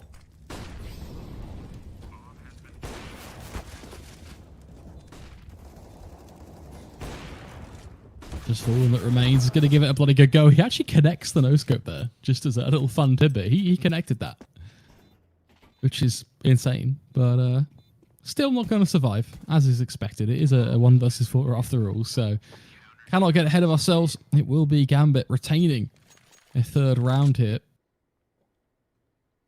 Because they have to look forward now. They have to focus on just building up these rounds on their CT side. Because it's critical that they do. At the end of the day, they can't let a team like MiBR run away with it on T side, hoping the second half will be where they recover. And that's perhaps why they've taken this pause going into round 10, knowing the gravity of the situation, knowing the money is fairly broken actually for both teams. This one might be in effect worth 2. And Gambit Youngsters could definitely do with 2 rounds going into, well, the bulk of this first half. MiBR still not picking up that AWP. Fallen did have it in the previous round. That was the reinvestment, but now perhaps a change of pace, wanting to keep the pressure up. This, so far, has been pretty much a replica of what we saw in Mirage. MiBR getting off to that good start. Now Gambit Youngsters starting to claw it back. Remember, they took that 9-6 first half. Doing so, once again, would pretty much, I don't want to say guarantee a 2-0, but would definitely put them onto the right track of closing this series out early. Remember, MiBR only with a 22% win percentage here on Vertigo. Really weak stuff. But, notably, Flakes, one of those wins was against Gambit in overtime. They're in the Multivibes Week 9, so yeah, maybe opportunities here. In Lootbet Season 7, only one of these teams can get through to the grand final against either AGF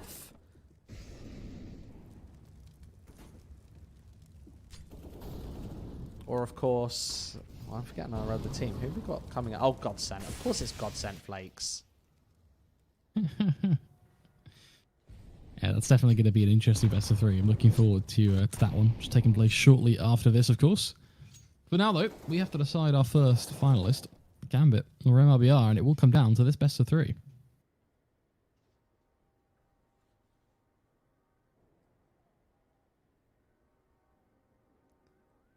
The first time this map we've seen Hobbit behind sandbags, and there's not a single Molotov to bait him out into the open. Instead, he peeks early, and TRK is able to take control. There's another headshot, this time from Taco over towards the B site. Pressure at all angles for Gambit. Ishiro's only able to find one. The rotate's already come in, and with 30 seconds left, the B site totally taken. And Nafani, I don't think he's got any chance in this one. He needs to nail Taco right off the bat. Fallen's playing up close and personal as well as these digits get tapped in on the C4. I think this has to be the save from the final pair of rifles. Again, it's one of those rounds where they have to look at it on paper and go, what can we really do here? And you have to be honest with yourself. You're in a 2v4 where you know those forward positions, the likes of Taco, are going to be held. So he knows if he swings Taco, he's probably going to get the kill, yes, but then Fallen will immediately trade him. And it's just, it becomes an impossible retake. So better to save here, or save what they can, and try to focus forward. Unfortunately, MiBR, they don't want to let them. They're going to hunt them down to the end of the earth, securing both of those guns. Meaning Gambit go forward with absolutely nothing. Nada. Nil point going into the next. Even though MiBR don't have a lot of cash there, they know it's advantageous to go for that hunt, knowing that if they can take that AWP away from Shiro, that's worthwhile investment that goes to waste going into round number 11. They don't want to face that sniper once again. Even though Shiro's had a bit of a quiet map, I feel like I haven't said his name as much. AK-47 just lining up the angles. KNG doesn't need to over-aggress here, even into a CZ-75. Couple of P250s on this Gambit side. The ragtag pistol's getting crushed, only finding the 1 kill in return. And Shiro CZ's already been spotted, so they should have the information as to where he's playing from. We'll get the angle into the CT spawn, but now MiBR can very assertively clean the deck, and it's a nade to do the job. 8-3.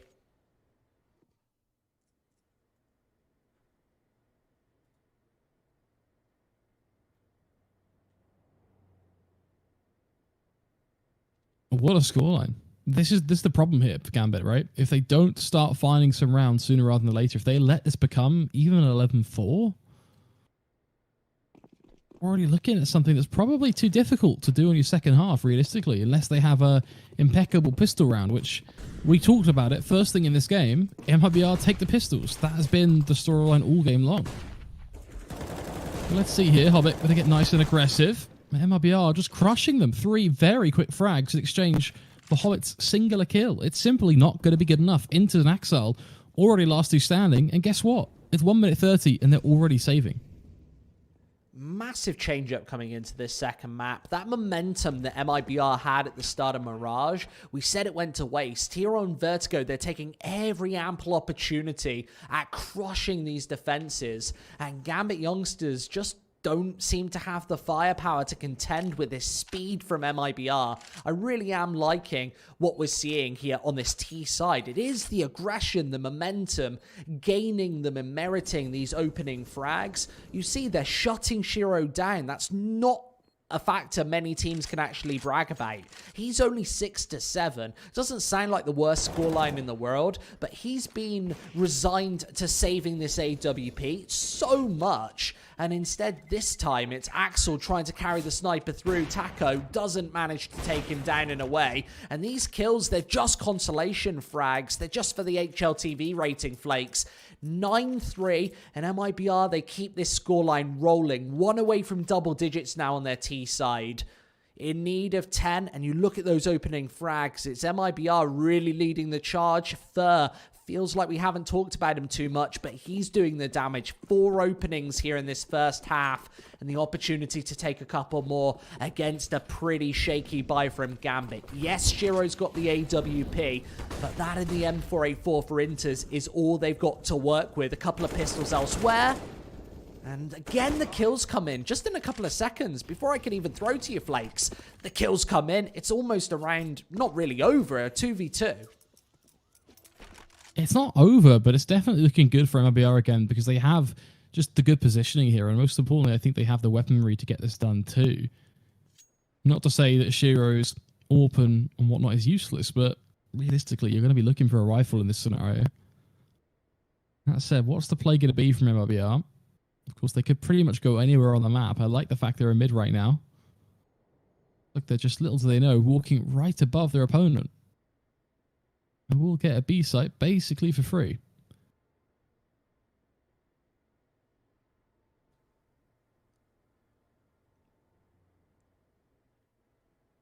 This is interesting. Neither side have any idea where each other are.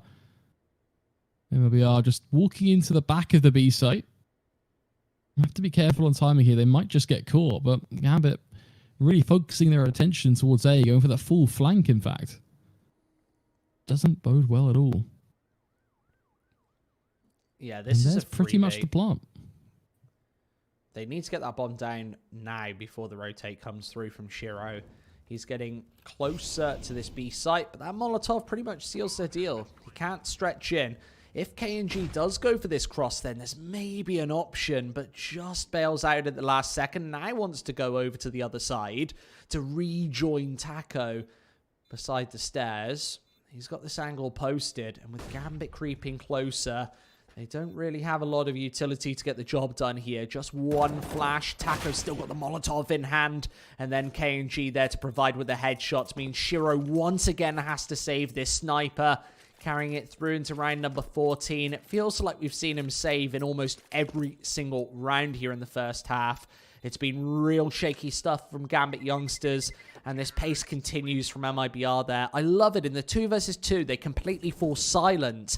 Gambit Youngsters have no idea what's going on. They're completely bamboozled and dumbfounded by the setup. They can't hear any of that information, with MiBR not even making a single step. They sneak their way into the B site. Easy bomb plant. And Shiro just gets outmaneuvered there in the 2 versus 2. Can't connect even a single shot. KNG really doesn't give him more than a shoulder to work with. And Shiro doesn't even end up taking the shot there. 3-10. We see this scoreline really rolling out of control now. The best case scenario for Gambit, 10-5. And then it's down to the pistol, which they've consistently lost in this series. They really do need these final 2 rounds.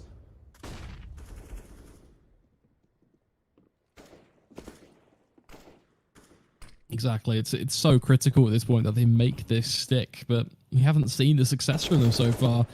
Only now able to get to a 4v4. It's stolen away by Fur, of course. Eke out advantage here for MiBR once again, and I have a sneaking suspicion we're about to see an AWP go down as well here if Shiro's not careful. He's actually managed to sneak in the kill though, so at least there's that a silver lining here for the CT side. But spots Inters, but unable to capitalize on it. That starts to bring things back into contention for Gambit. No control over the bomb just yet. Good information available to MiBR, but they don't really have buckets of time here, so they will have to commit to this A play.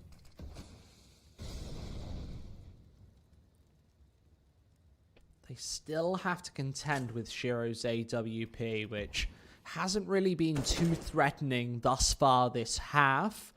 With the smokes placed, they should gain the bomb plant, and there's no HEs to deny this, but Axel, he goes straight on through, bombards that bomb, and Taco can't get it down either.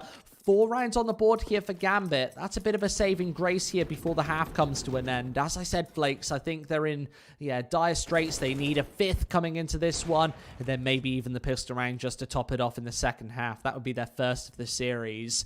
MiBR, it will be a final buy. I think notably as well, the Brazilians have had buys in every single round this half, apart from, of course, the pistol.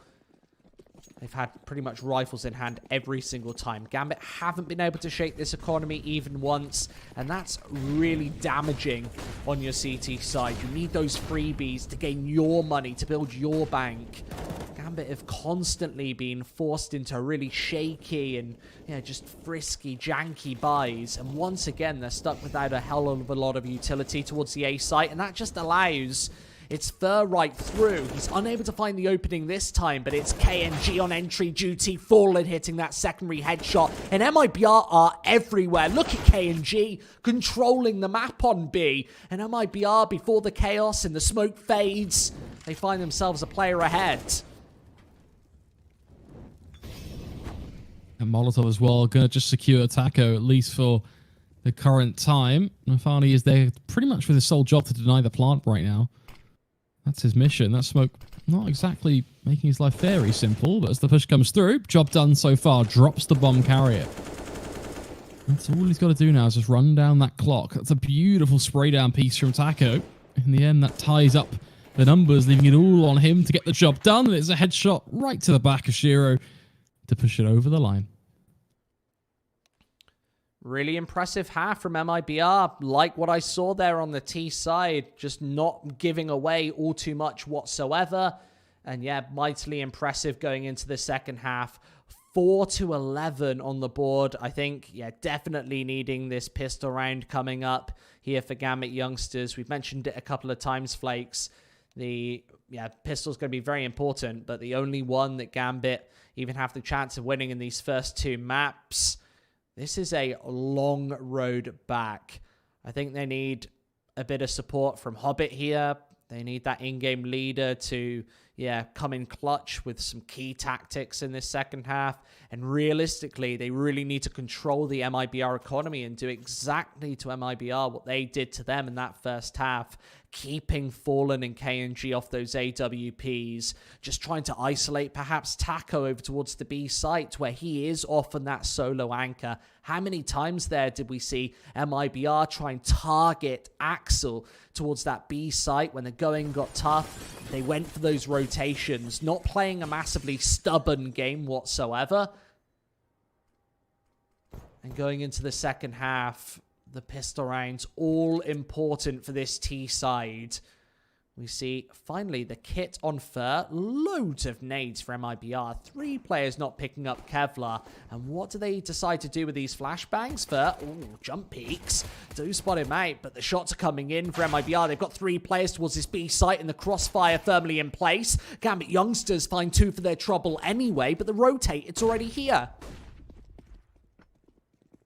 Yeah, it's already been a lot quicker than I think they originally anticipated, and this is where things get a little bit sketchy now. Gambit, I think, know that this pistol is theirs to win. They have to find it. They've yet to find a single pistol across this entire best of 3.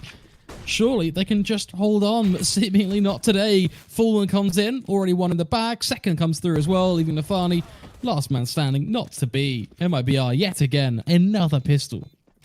That's 4 out of 4 for this series. We've talked about it before, and I feel the need to mention it once again. 12-4 here, and this map might well and truly be in the bag now for MiBR. Really powerful stuff starting off on this CT side. We'll see them come out with the rifles first. That Scout for Fallen, perhaps. Couple of M4A4s in play, that FAMAS 2, and Gambit, they're really down on their luck. They want to get the initial buy through already. A couple of Galils, 4 Galils in fact, just the single deagle for Inters. This is actually not the worst buy in the world. That's what you commonly see with that bomb going down in the first round. It gives you a little bit more money to work with in the second of the half, and definitely catching Taco off guard.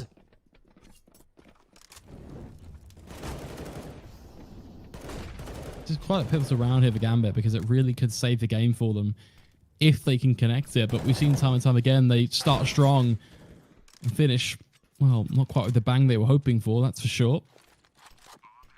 Trades do come through, though. That keeps Gambit comfortably ahead here. MiBR got to shuffle some weaponry around, but in the end, I think we might be looking at a save.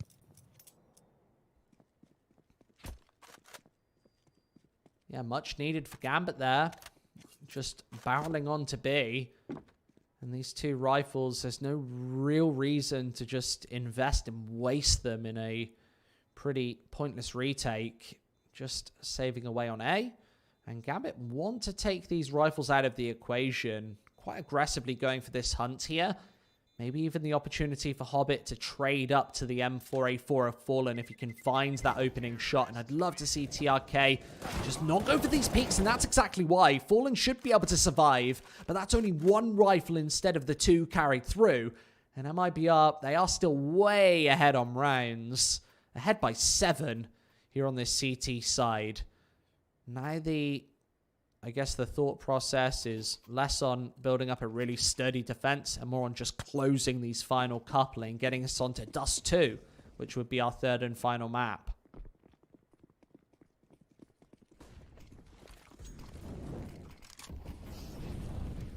Dust 2 intrigues me. I've got a whole set of thoughts lined up for that one, that's for sure. I think really it just encourages these 2 teams to focus more on the firepower, doesn't it?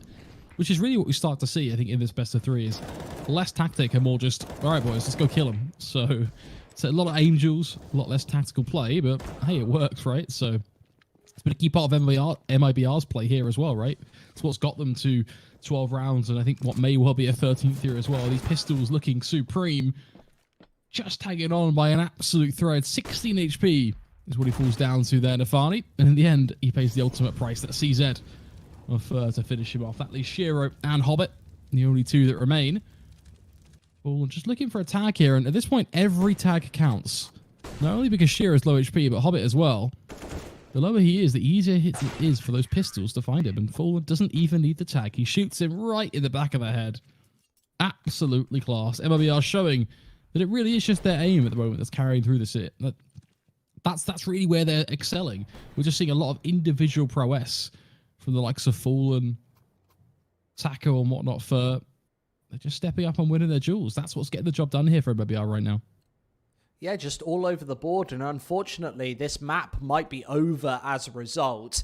MiBR now with the lion's share of the rifles in play, a massive lead on this CT side, and only have to finish off 3 to close out this second map and get us to that exciting 3rd turf of Dust 2. Gambit, they try back for this B site where Taco, he's holding on his lonesome, I guess. He does have as the backward support on the quick rotate towards the middle of the map, just splitting his priorities towards covering middle and trying to hold these T's at bay. Taco just needs to stay alive for a couple of seconds, especially with the flashbangs barreling in.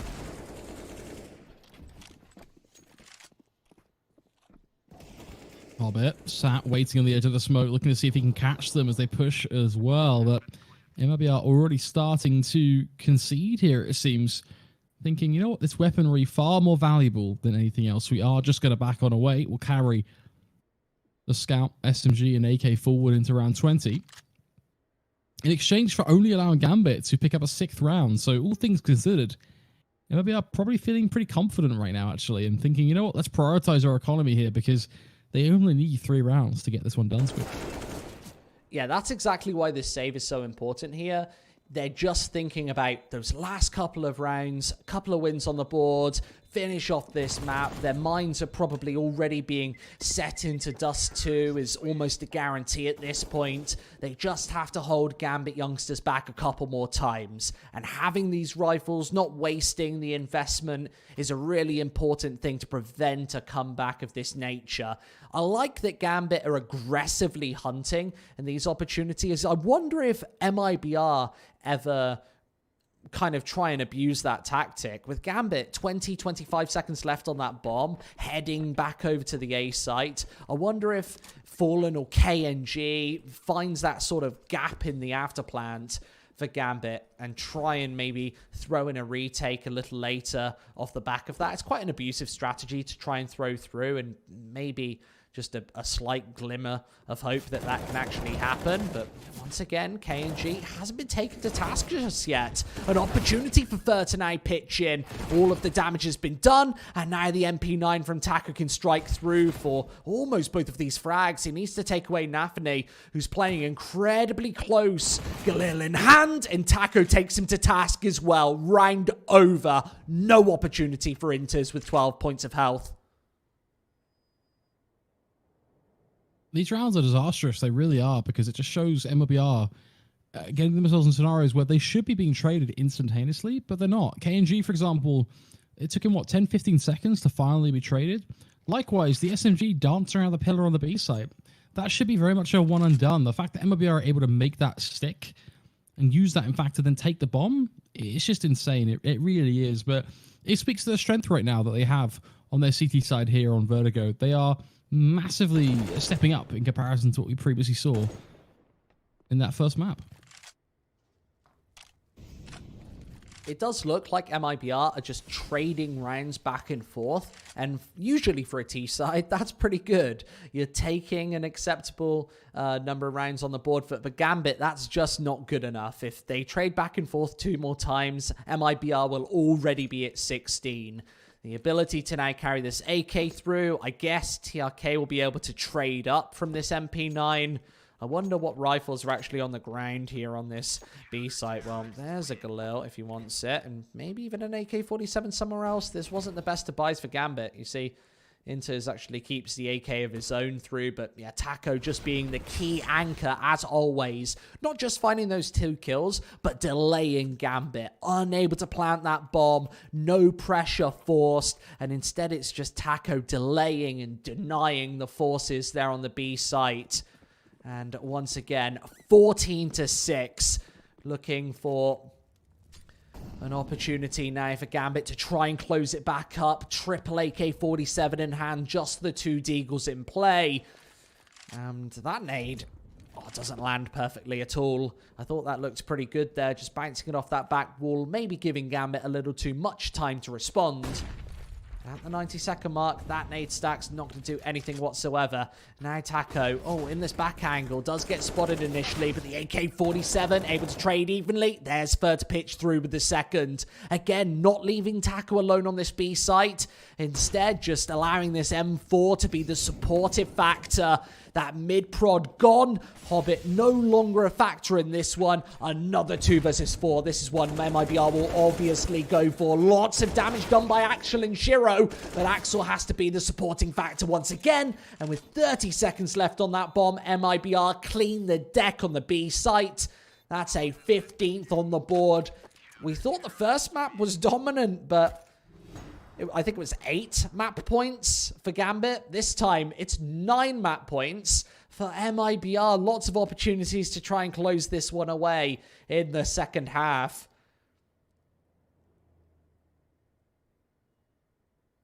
That's the beauty of the scoreline, isn't it? You have so many chances now to get the job done here for MiBR. It's just going to be an incredibly hard one for them to throw away.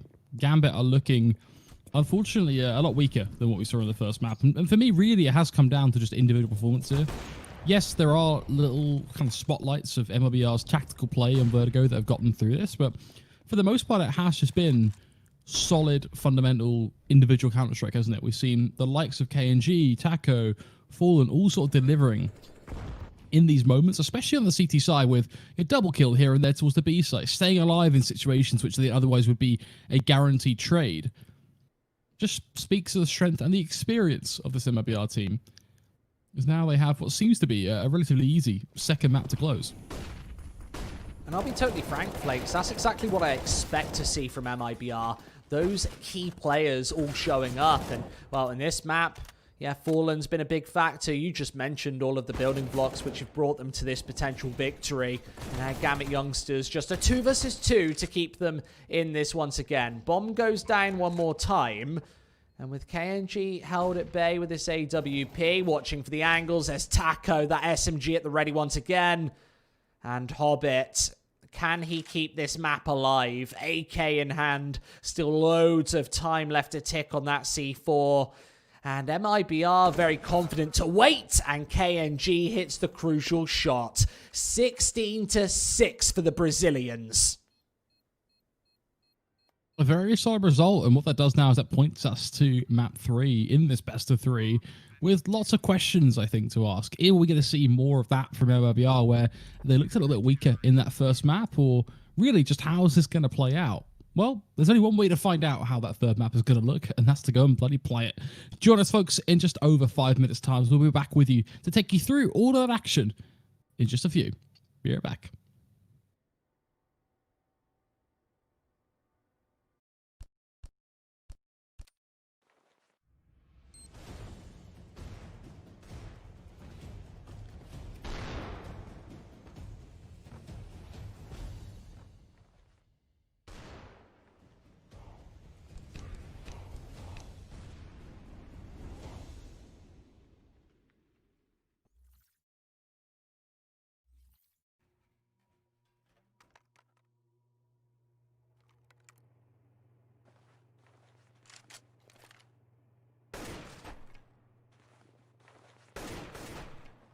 Nice shot. Lock and load.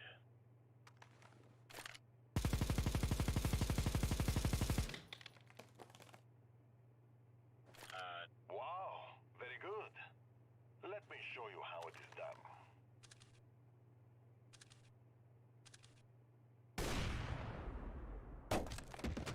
Yeah, no.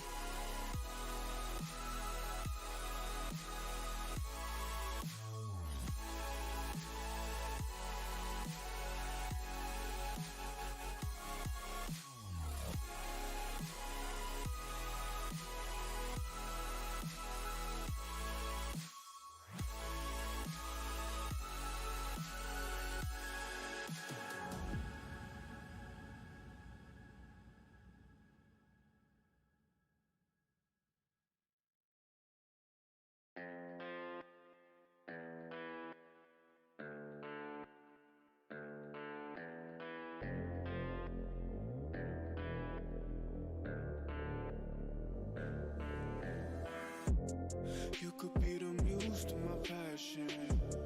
We can make love like an act of God. I just match my words to my actions. Magic in my life's everlasting. I say I could have the world or be with Vertigo. Something about your style makes me wanna man up. We should fill our cups, catch a flick and do some stuff. I'm used to one night stands, but with you that's not enough. I don't wanna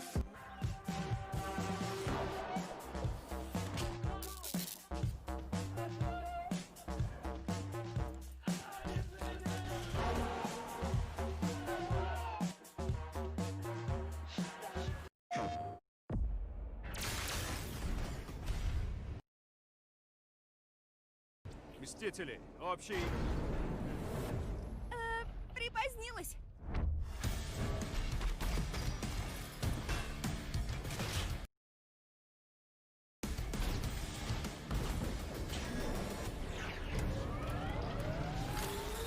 Начнем сначала. Мстители Марвел уже здесь. PlayStation. but I can wrap my head around it. Be my lady, cause you keep it around it. You see all the women in my DMs, it's astounding. You ain't gotta worry about a thing, you got me grounded. Yeah, I say any truth that I wanna say. Let's appreciate our youth like it's our final days. I'm the rarest in the deck, call me ace of spades. Life is anything you choose, and I would choose you, babe. I don't wanna front, I just wanna see ya. Please give me a sign, yeah. Please give me a sign if you wanna come. Please give me a sign, yeah.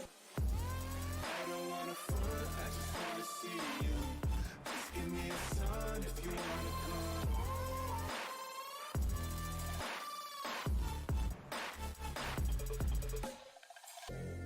I don't wanna front, I just wanna see you. Please give me a sign if you wanna come through, through, through. Oh yeah.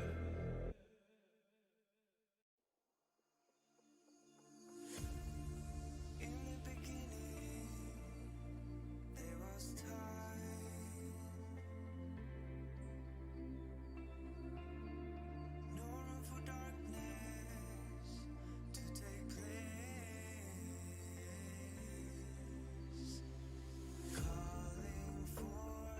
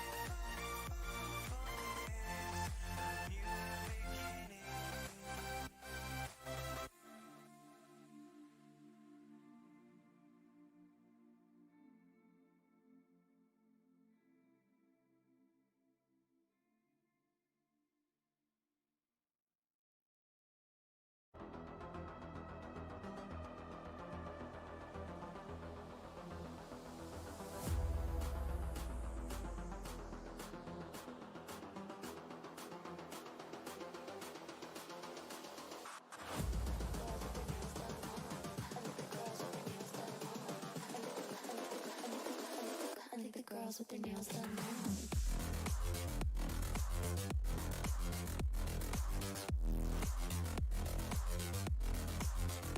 Girls with their nails done. I like the girls with their nails done.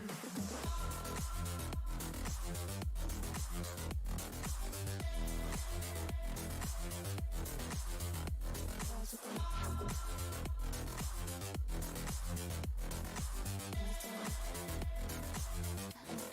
nails done.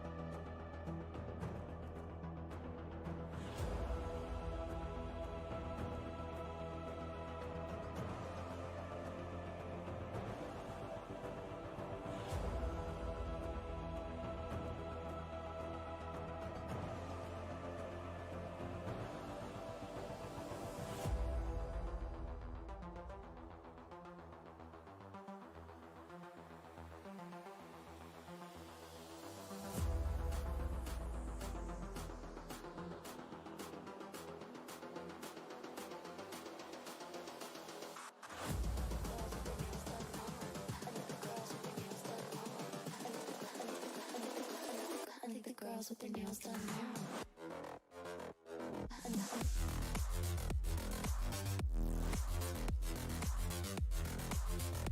Girls with their nails done. I think the girls with their nails done.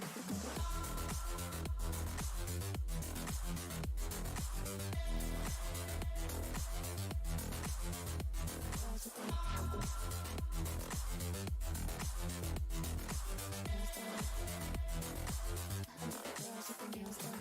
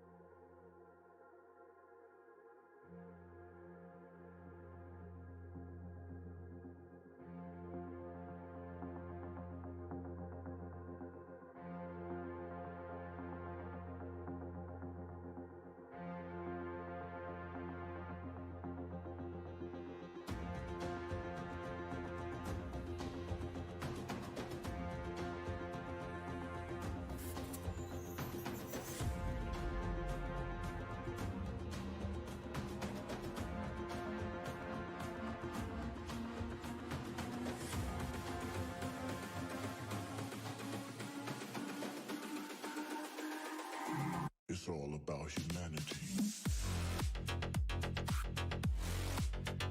About humanity.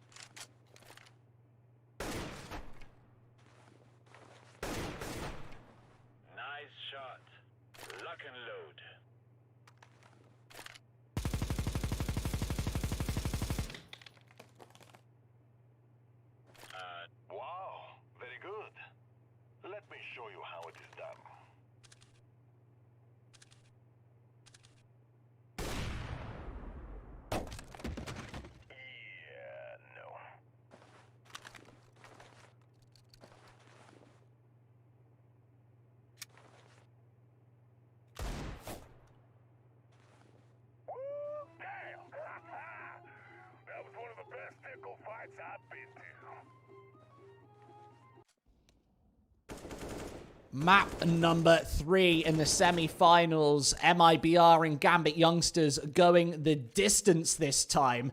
And a really interesting series. Not going the way we might have expected. MiBR, a tragic win rate on Vertigo. And nevertheless, they don't even care. 22%, we're not fussed. They bounce right back in that second map and take it. And not just take it, but in very convincing fashion. 16-6, even more overwhelming than the previous Gambit Youngsters performance, 16-8 on Mirage. And now we come to this handshake, this third map, this kind of compromise between these two teams. Both rosters nice and confident here on Dust 2. What the hell is going to happen, Flakes? I want your expert analysis. Expert analysis. I'll throw me on the spotlight there, that's for sure. All jokes aside, I think this series has been a little bit manic across the board, hasn't it? But really, I think the key thing that stood out for me is that if you put these two teams side by side and you ask yourself the question of just purely based on individual skill and just straight firepower, who's going to win? You actually give that to MiBR quite comfortably. Where things get a little bit hazy is when Gambit Youngsters start throwing in some of those new little set pieces they've been working on and start to really bring in that strategy and that just tactical prowess. That's actually where Gambit Youngsters have been the stronger side for me, in my opinion, especially when you look back to Map 1. However, the problem for them is that we're here on Dust 2, and the result of that is that I think we should be seeing Fallen, Taco, Fur, KNG, kind of those players basically just drop the hammer here on Gambit. This should be another pistol of many pistols that MiBR have won, and it should be a perfect opportunity for MiBR to close this game quite comfortably, to be honest. You would certainly hope so. I think that Gambit definitely have a real serious chance of taking this 2-1. I'm actually impressed by their Dust 2, personally. I don't know if that same bullyish style that MiBR thrown into the mix on Vertigo, especially on that T side, is actually going to work here on Dust 2. Usually, those short rushes, those B splits, you need a little bit of speed for that. But realistically, I just wonder if Gambit Youngsters, again, that word firepower, do they have enough to bring to the table? This time, it's actually a full rotation over towards the A site. They've read this one perfectly. With MiBR not backtracking out of long double doors, they're finally going to go for the peaks with the P250s. Oh. Gotta be careful, those P250s and blocks can be pretty lethal, especially overwhelming. It's gonna go straight for the knife. Oh boy, for a second there, that was not looking too good at all, was it? No, you always know when that knife comes out that there's an opportunity for something tragic to happen, and Inters is certainly good enough to 1 versus 4 pretty much any team on the table in this tournament. 1-0 MiBR, and it keeps rolling, Flakes. That's 5 out of 5 pistol rounds for MiBR here in this series.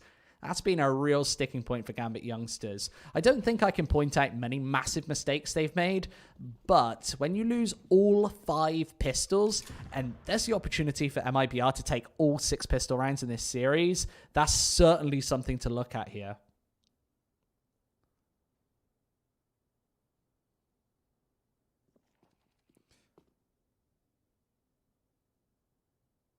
And this round's already over. Yeah, I mean, that's the unfortunate thing. I was looking at the map and just seeing Gambit. They're completely over on the B side, just thinking, they'll come B. It's okay. No one's there. Unfortunately for them, MiBR have done what is pretty classic on Dust 2, to be honest. You just 5-man long. Especially when you have that weaponry advantage. Just 5-man in long typically works about 99% of the time. So, fairly sensible stuff. Fairly clean as well. And I think, another little note that I picked up on through just looking through the last couple of maps is the key thing here for either team has been a question of who can actually build up their money first and really give themselves that sustainability to be able to buy, even if one round slips through the cracks. For MiBR, they have been very good at being able to survive these rounds of 4 or 5 players and do that early on. I mean, we were looking at round 3, $8,000 in the bank in the previous map. If they can repeat that here on Dust 2, that just cements the fact for me in my mind that this is going to be a similar result to map 2 as well. And that's the big unspoken advantage about winning all of your pistol rounds, is you get that opportunity to achieve some money on the board first. Everybody between that $1.5 to $2.5 thousand marker, for a little bit above as well. And now another opportunity for MiBR to snowball this economy going into rounds 3 and 4. With Gambit Yongsters, a null and void investment. They've actually thrown this through once again, where realistically, they didn't go for a buy in round number 2. Round number 3, very similar, which means they do get this full buy going into round 4. With Shiro, of course, that AWP, body armor, all of the utility on his side. And MiBR should be able to crush these pistols once again. They've already spotted out the aggressive stance towards A long. Fallen hitting all of his shots. The SMG's at the ready. And this bomb already rotating through to the A site. An early plant on the cards. And now with a minute left, this is very over. And not really much that can be done here, like you say. Just quick, easy Counter-Strike coming through. MiBR are going to move forward, get themselves just an extra round to work with. Just flashbacks of what looks very similar, to be honest, just all across the board. It was just very comfortable. This is the one that matters now, though. 3-0, so well and good. Starting strong. MiBR do want to find this first gun round to really grow into their T side here. Typically, this has kind of been that first chance where Gambit have delivered. I believe their track record for winning in this series is pretty high for those first gun round success rate. Shame, actually, that's not tracked anywhere in terms of a scoreboard or something, but nonetheless, looking at the round here, we can see that MiBR's tactic really is just to garner some mid control, and from there, give them the option to either go mid to B, or they can back up and split towards A as an alternative if they need it. Obviously, this is the fairly standard T-side default. You've got the presence on top short. That may start pushing around up towards stairwell pretty soon. Just need to throw those flashbangs to make sure there's no one kind of lurking up there ready to cause you some problems. And likewise, you claim tunnels control as well. The only real difference here is that MiBR sacrificed all control towards long to fully focus their attention on this mid control.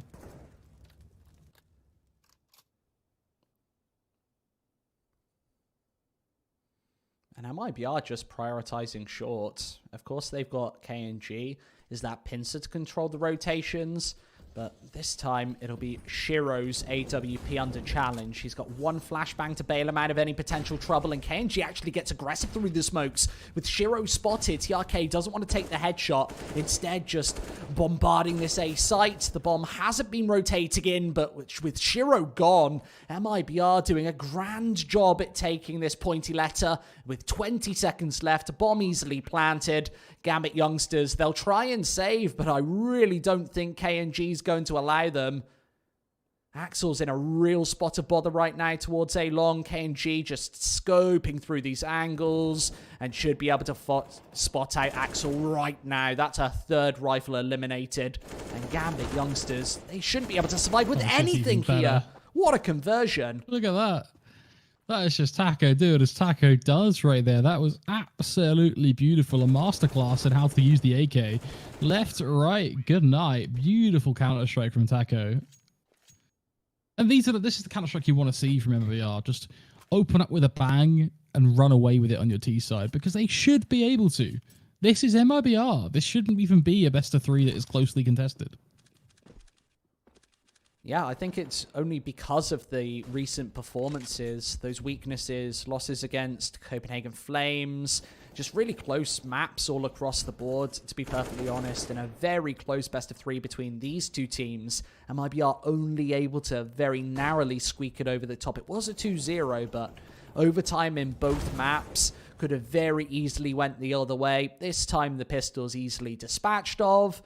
Once more, MiBR surviving with potentially even a flawless scorecard once more. 5 players alive for their 5th round in a row.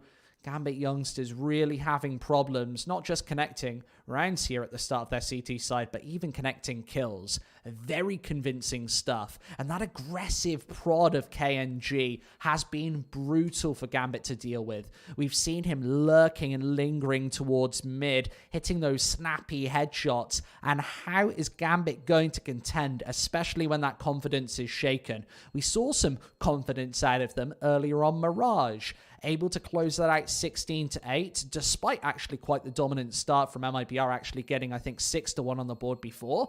As of that point, Gambit just really closing it out. Here on Dust 2, Nafani's going to also drop. 5-0 confirmed. And just look at these kills come in once again. It's very convincing stuff on the angles from KNG.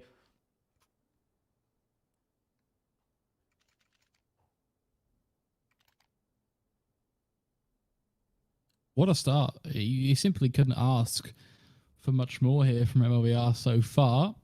Already 5-0. See if they can bag themselves a sixth of their troubles as well. Maybe, just maybe, MiBR finally realise we need to kick it into sixth gear here just to get this one done.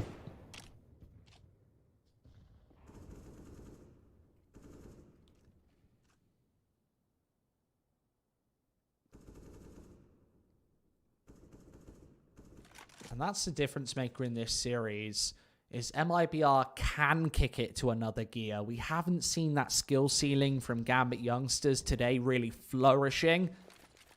But for the Brazilians, we know how to connect their shots. We saw it even back to that first map, just closing out eco rounds very convincingly with only deagles in hand, remember?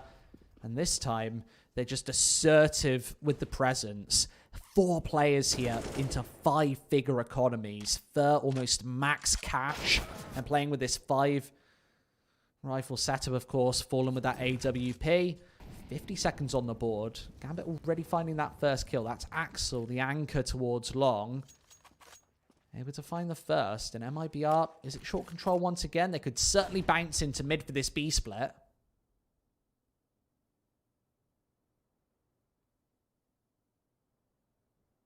Lots of options, but they will have to commit to something here. And the downside is that they've lost a man early on. So if they do want to hit B, they need to use that one smoke they've got left on Taco. And from there, focus on that push. But they will have 2 CT side players over on the B side to contest with as they come funneling through window. Here they go.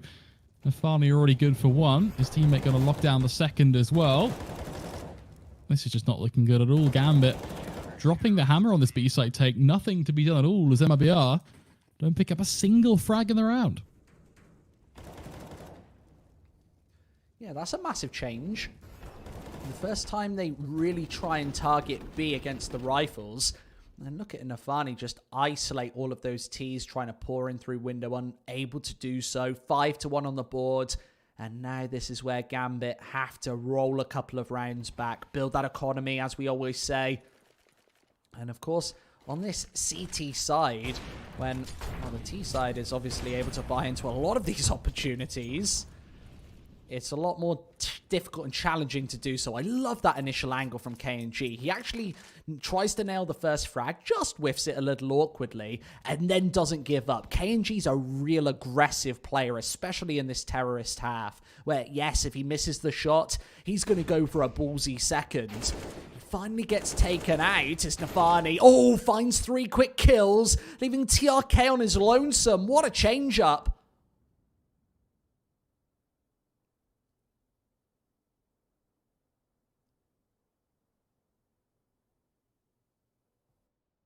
That is devastating. It leaves MiBR now from a chance to compete in the round to play for scraps once more. In this dodgy 1v3, you've got 50 seconds to work with, so at least there's that. Perhaps a silver lining, but I think that will be all. Maybe a free bomb plant too, given that Gambit are grouped up together in CT.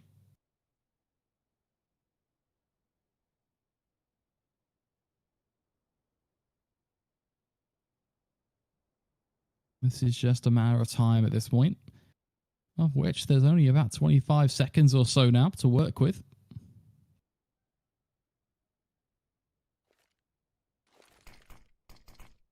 Let's see. Smoke will find its way down. That gives him the shroud to plant the bomb. From there, he's just sitting on the edge, and a smart choice to take the fight in CT.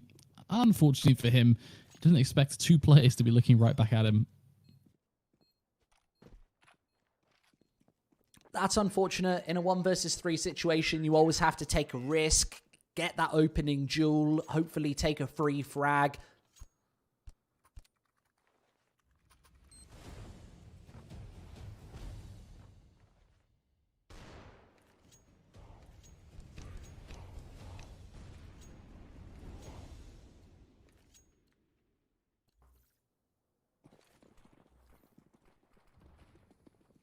Just unable to, inevitably.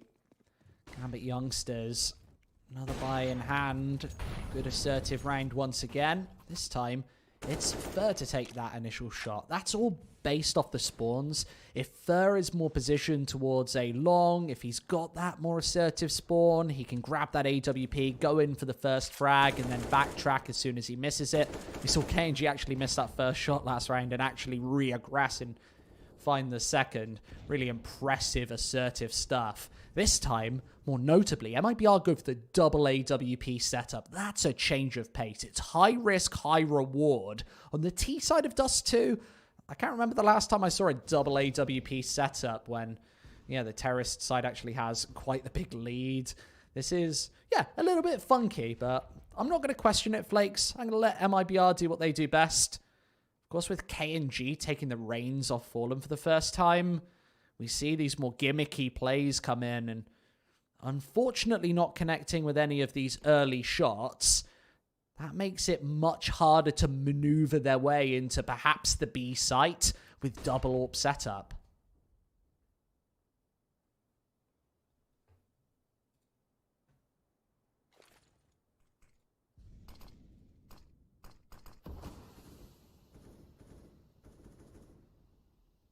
Unfortunately, they may be setting themselves up for something, but Squid, they've only got 20 seconds to accomplish it at the end of the day, so they're going to have to move fast. Taco does open with a bang, as he not only gets 1, but 2 for his troubles. From there, those flashbangs explode in mid, pretty much clearing off any presence there, as it becomes a free bomb plant. 7 seconds to spare, MiBR will get it down, and the round looks like it's theirs to lose. 6-2, I imagine, will be the scoreline, as Gambit already saving.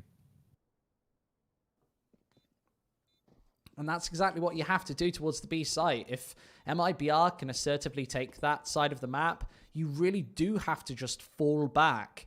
Funnily enough, instead of training up one of these AWPs, getting rid of one and going for the rifle, they don't select to go for that adjustment. So instead, they carry the double AWP through. This is obviously something that MiBR feel confident in going for. And let's see what they can make of it. KNG and Fallen didn't find a kill this round. So we haven't seen that double AWP really go to full effect. Instead, well, yeah, it was just the entry power of those rifles, just closing in for those opening frags. And then as soon as you find yourself in a 5 versus 3, you have to save. No way do you want to just invest those rifles and waste them towards the B site. Another buy from Gambit Yongsters. We see that AWP aggressively poised, and KNG just a whisker away from connecting that initial shot. And MiBR, they do get smoked at the door over towards the B site. Just taking this tunnel's control, looking to boost, and that's actually quite a nicely connected nade. Yeah, you really can't complain about that at all, can you? Puts not only down to 72 HP, but Fallen on 61 as well. It's a good chunky bit of damage. Realistically, with the frag rate, anything above 40 HP is a win, and that was what, closer to 70. So, gonna be happy with that one. But again, you have to be able to cash in on that damage as well. It's all well and good making the bets, but if you're not able to close it down for the win, doesn't really mean all that much in the grand scheme of things.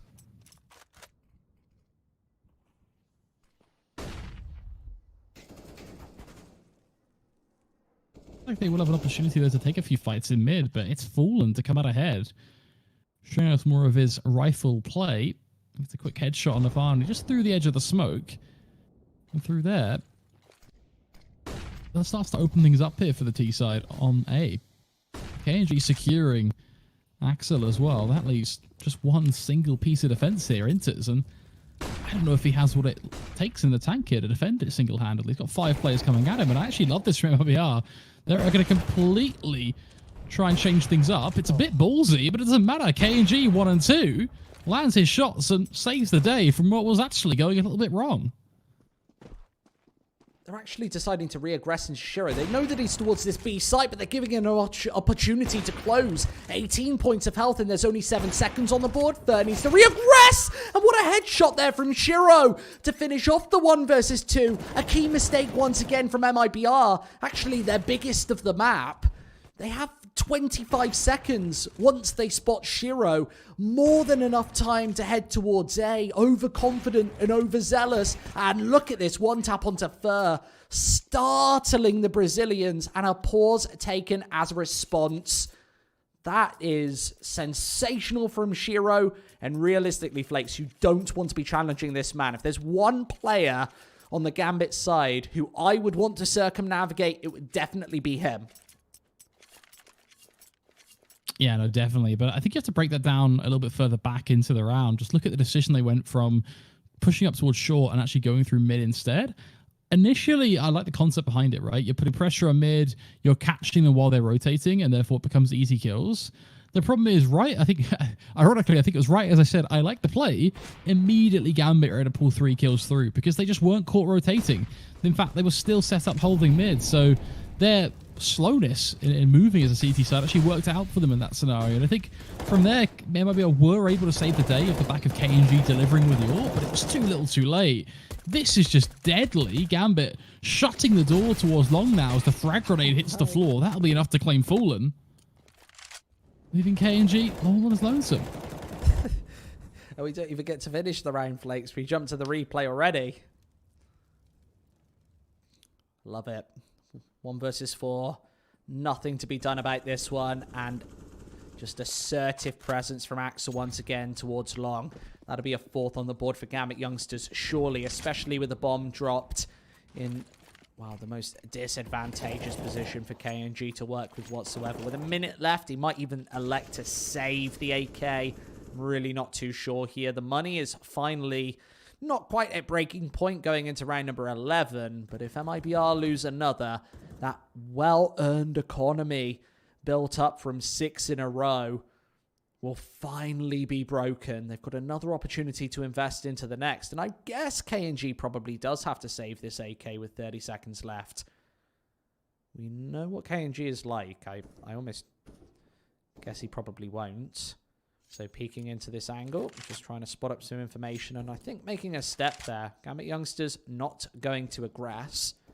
For them, it's more important to keep this bank rolling on the CT side rather than peek in and take down this AK. I know it's something else for MiBR to work with in the next, but surviving with 4 players in action is worth its weight in gold at this point. You really can't run the risk of losing any of these rifles. And you see Axel not even hunting for the ace, just saving that AK instead.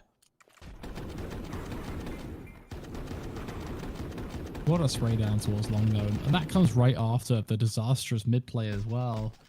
Not exactly the greatest of 2 rounds, is it, for MiBR, to be honest? That's the part that I like the most. Getting out the nade, Fallen just diving in, getting fully flashed. It's so painful to watch. Counter-Strike's so awkward at times. I think that's why we love it.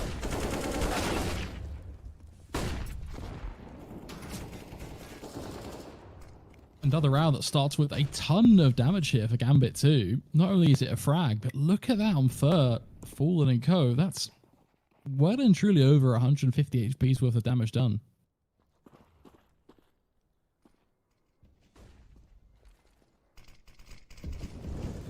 Really impressive. 250 when you count Taco in the mix. Just that HE doing, yeah, so much. Gambit don't get off scot-free with both of these B players. 5 and 11 points of health respectively. And, oh, Nathan gets taken away instantly. And Hobbit just holding down the line. 5 points of health. He has Inters to step in. And this aggressive prod from Fallen could fall on deaf ears, but what a headshot that is. He's still going in the round. Hasn't got the bomb. That's dropped away on B. So wants to go for the long haul rotation towards tunnels instead to the A site. the globetrotter himself. He's done a lot of traveling in his time, but once again, all over the map. I don't think this is actually going to favor him, considering Gambit hunkered down on this B site. I think the element of surprise at this point's actually gone.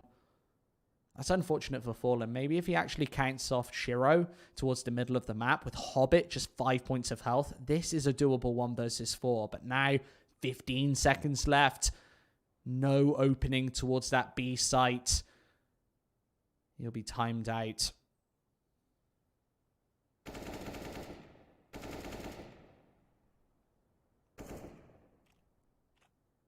Fairly brutal way to end the round, unfortunately, but just goes to show the power of Gambit right now. That's what, 3 back-to-back that have all started with just very aggressive plays from the CT side that have paid huge dividends. And you can see the effect it's had on the MiBR economy too. They've gone from having players with thousands in the bank and looking quite comfortable to now trying to think, okay, how can we put something around Fallen who's got this orb without completely breaking the bank? And the answer is pretty much a half buy. We'll see a bit of Kevlar come through, some upgraded pistols, so Deagle's pretty much across the board, but that'll be all. MiBR's definitely on a back foot here. And his Gambit Youngsters are in position to tie things up 6-6 in our third map. And remember, MiBR rocked right out of the gates with that 6-0 scoreline. Gambit doing a really good job to restabilize on the CT side. I don't think 5 is enough. Let's see if Fallen can do anything towards these double doors. Tries to pressure out towards the CT spawn, but doesn't want to over-aggress into these more advanced positions. Just letting the pistols take the action instead, and then he can try and back this one up. The smokes go away. There's the assertive push, a team kill, but Fur finds another one. This is where Gambit can now crunch down from all angles. Yes, the smokes are placed, isolating Hobbit, but with no 1D connecting, KNG's also going to fall, and that's another 6 in a row. This time for Gambit Youngsters, the reverse swing does come through. And just look at this from Hobbit. It's not the most impressive series of frags, but doing his job to perfection, just to stop any further damage coming in for MiBR here.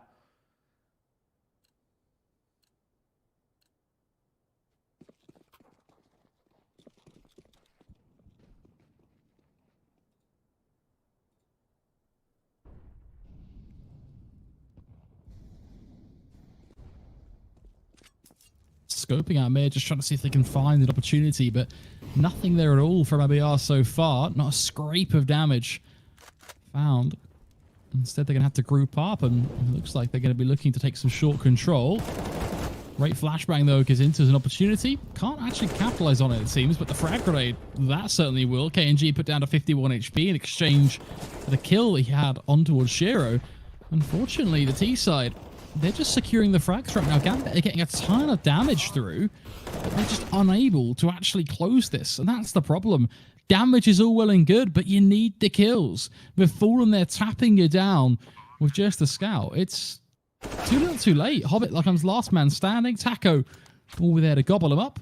And with MiBR, they may tie things up for just a second, but in the end, they still retain the lead. It does really look like Fallen is starting to feel it right now on this T side.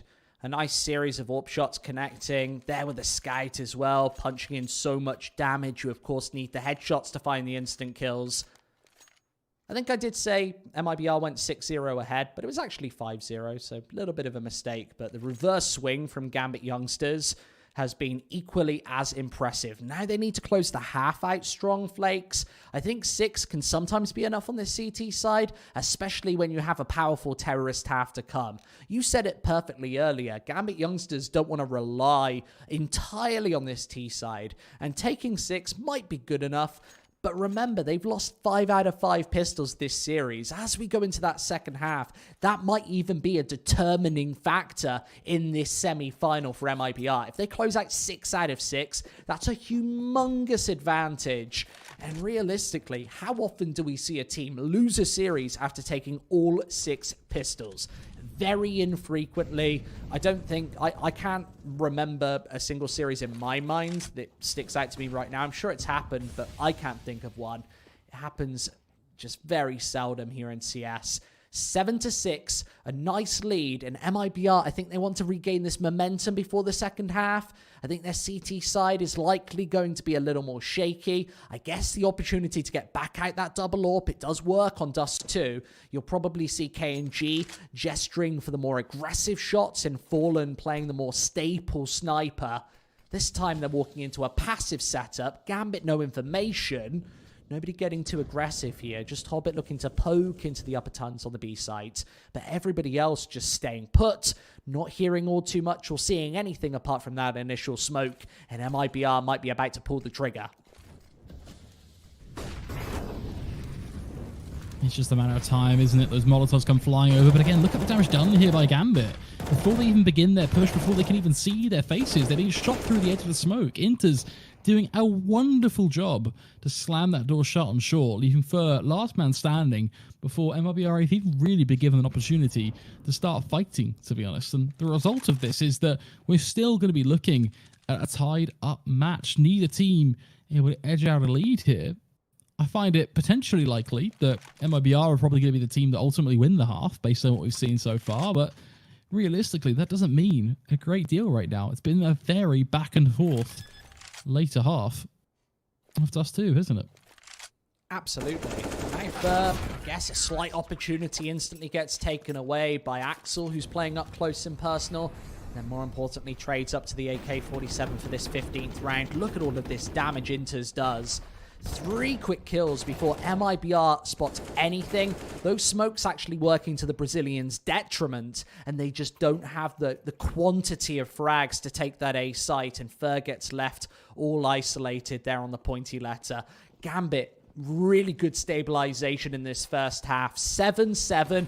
Shiro still with the AWP, and more notably, he hasn't been the key member. It's been more of a team effort here for Gambit, and that's what I want to see. The building blocks put in place from Hobbit, pumping that confidence into this side, and once again, it's the utility. Look at all of that damage. Shiro does miss the first shot, allowing the Brazilians to creep closer, but I think the damage might have already been done onto the first 2. There goes KNG and Fallen, and what do MiBR have left in the tank? Not quite sure, but only time will tell. We are going to see that Galil deliver a bit of a punch, but unfortunately, it's another 1v4. We've been here just in the previous round. There's nothing they can do. Gambit will be the team that win the half by surprise. And now they're in a position to play for victory in that second half as well. There's one thing to watch out for, though. It's those pesky pistols. MiBR have continued their 100% win streak on these pistols so far. That's certainly what's pushed MiBR just into contention in this series. Maybe if those pistols go 3-3, then Gambit maybe even more assertively take Mirage and maybe come a little closer to taking it back to OT on Vertigo. Very confident first 2 maps, in fact. MiBR taking Gambit's pick, likewise for Gambit on MiBR's pick. And now we go to this more equal, even territory, and it is even, Flakes. An 8-7 first half, exactly what we'd expect and actually hope for here on Dust 2. Might be a bit of a loot bet classic in the making. Here, actually, KNG picking up the dual Berettas this time. Expect him to send those over towards the B site, I guess, up close and personal. And he did this the other day on Dust 2, getting nice and aggressive into the tunnels and wait for him to rattle away a couple of faces. Instead, Gambit Youngsters, they'll head elsewhere. If they haven't dug into the demos, they won't know about this tendency. And sneaky KNG, he's coming from behind to get instantly taken. He's got the support from Taco, but with 2, now 3 CTs falling. Is this really going to be Gambit's first pistol success in the series? I'd certainly think so.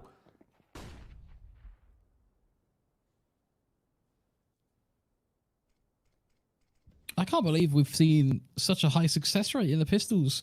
Finally cracked, thankfully, but it has to be said, you have to give some credit to MiBR, even if they fall short here. It's just how successful they have been.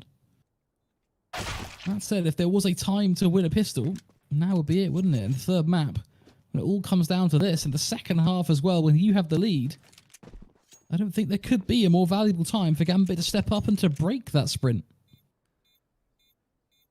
I think what's more impressive as well from Gambit is they have lost 5 out of 6 pistols. We have to remember that. But keeping and just staying very competitive in this series, despite that big advantage going MiBR's way, I think that could be really problematic going into this last half of the series where MiBR, they're now going to have to do it in the rifle rounds. They don't get that big bonus on Dust 2 like they had on the previous 2 maps. Vertigo may be very easy to clutch out after you have that momentum factor fully playing in your favor.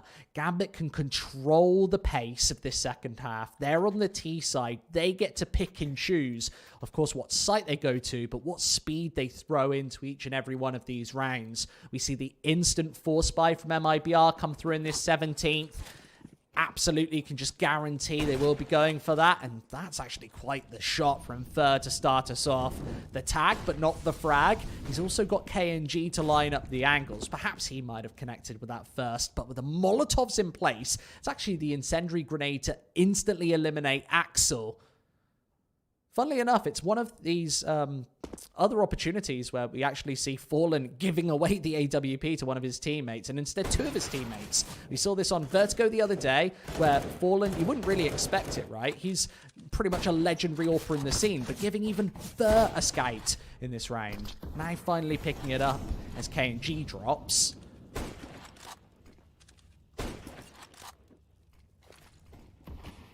More to be done as they move up through long, though. This is just a matter of patience here almost for Gambit. They can't rush this. They have to make sure they clear everything and they don't try and force those jewels too early. Use Shiro to your advantage as he plays back with the scout. These are just pistols after all. More damage dished out as well. And there you go. Quick headshots come rolling through, but the deals actually start to connect. Hold on a second, Taco slips out a cheeky double with Shiro, 1 versus 2.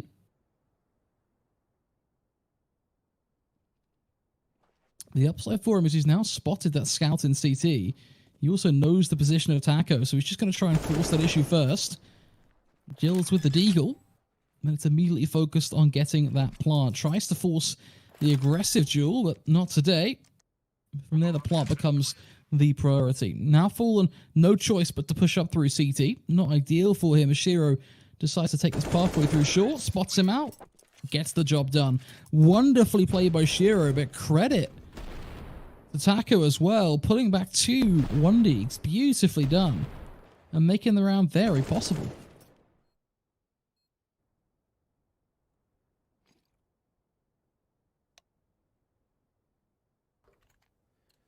Now double digits for Gambit. MiBR. And we just have to retreat in this one. Head for pistols instead. Only $300 total investment.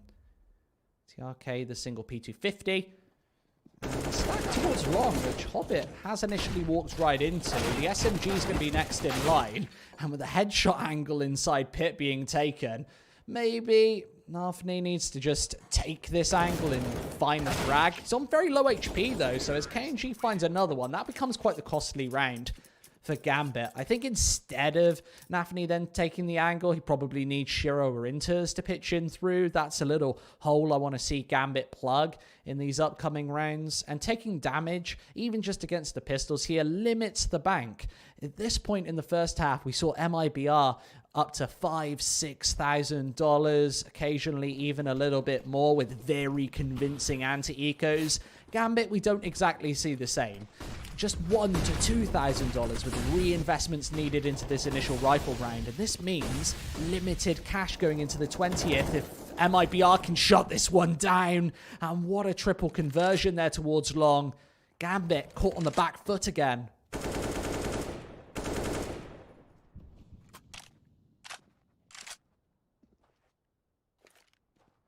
Be very tough for Shearer and Hobbit to work their way back from this one, unfortunately. Just one of these rounds where you've almost lost too much to really be able to fight. It's a 2v5 after all.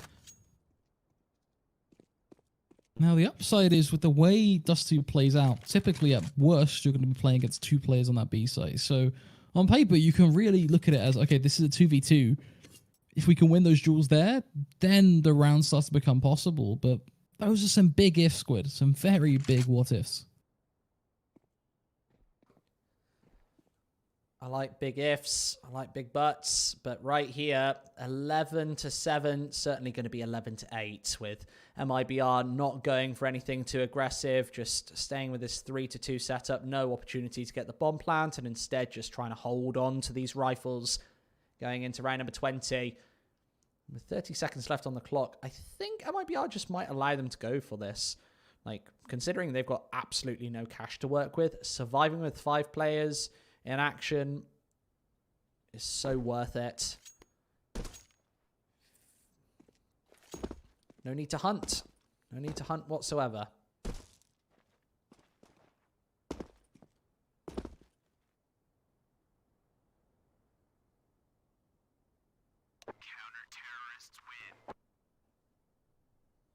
It's a shame when the best you can do is save, isn't it? It's a really rough outcome for Gambit, to be honest. Yeah, there's with like 20 seconds into the round, there's absolutely no opportunity to do anything in the 2 versus 5.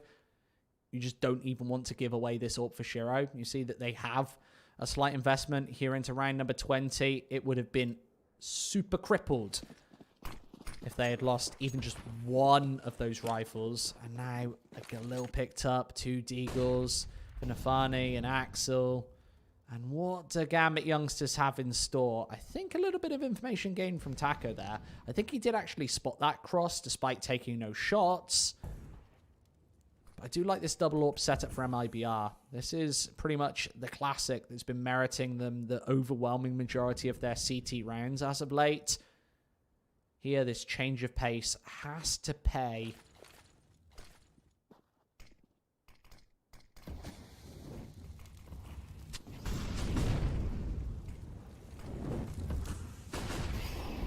Very, again, slow play here now from Gambit. Just slowly but surely trying to work their way up through shorts. Those smokes really proving to be rather pesky, though, Squid. Making their life quite difficult at actually committing to the site itself. They haven't quite been able to crack the heads of Fur or pick a backside as well. And unfortunately, as the smoke fades, it actually becomes quite easy pickings for them. They're just playing the corners to an absolute T. Only 40 seconds now for Gambit to work with. If they did want to find this A site, it really is starting to get to now whatever point. They're going to have to start taking some of these jewels and dismantling these rifles. It just doesn't seem to be working at all, does it? Fur, another kill, lock and key. 25 seconds now remains. The Deagle of Axel trying to go for a longer range frag, but that's not meant to be. As now the AWP becomes locked in on his position. Very little he can probably do here, to be honest. Fallen, I would imagine, will deal with him quite quickly, as in fact he steals away Nafani. Fur, the one to catch Axel, leaving Shiro last man standing, and it's all done. Yeah, it's the main core from MiBR doing all of the heavy lifting there on the A-bomb site. It's closed for business, says Fur and Fallen. Just amassing a couple more frags on the board. They're just keeping Gambit Youngsters at an arm's length. And maybe they need to start prioritizing a couple of different strategies. Short seems very heavily contested by the AWP. Fallen seems to be actually firing on all cylinders here in the third and final map of the series. A very dangerous man to be contending against. And against just pistols on Gambit, MiBR decide to throw in a little bit of aggression with the AKs. Fur now waving the white flag towards mid, just heading to short instead. Doesn't need to get overwhelmingly aggressive into the T-spawn, do anything crazy, and potentially give away an AK-47. He doesn't know what stacks might lie in place for Gambit. And they did spot out that initial preliminary information as well. So throwing the nade down is brutal. Nafani almost taken out of the equation entirely. And then KNG secondary HEs there to confirm it. That's a nice opening. You never want to be contending against 5 swarms of pistols. They're like Bumblebee's flakes. They might not kill you, but they definitely leave a bit of a sting. Sometimes they can be a little bit dangerous, but this time just swatted away by the rifles of Fur. And again, Fallen.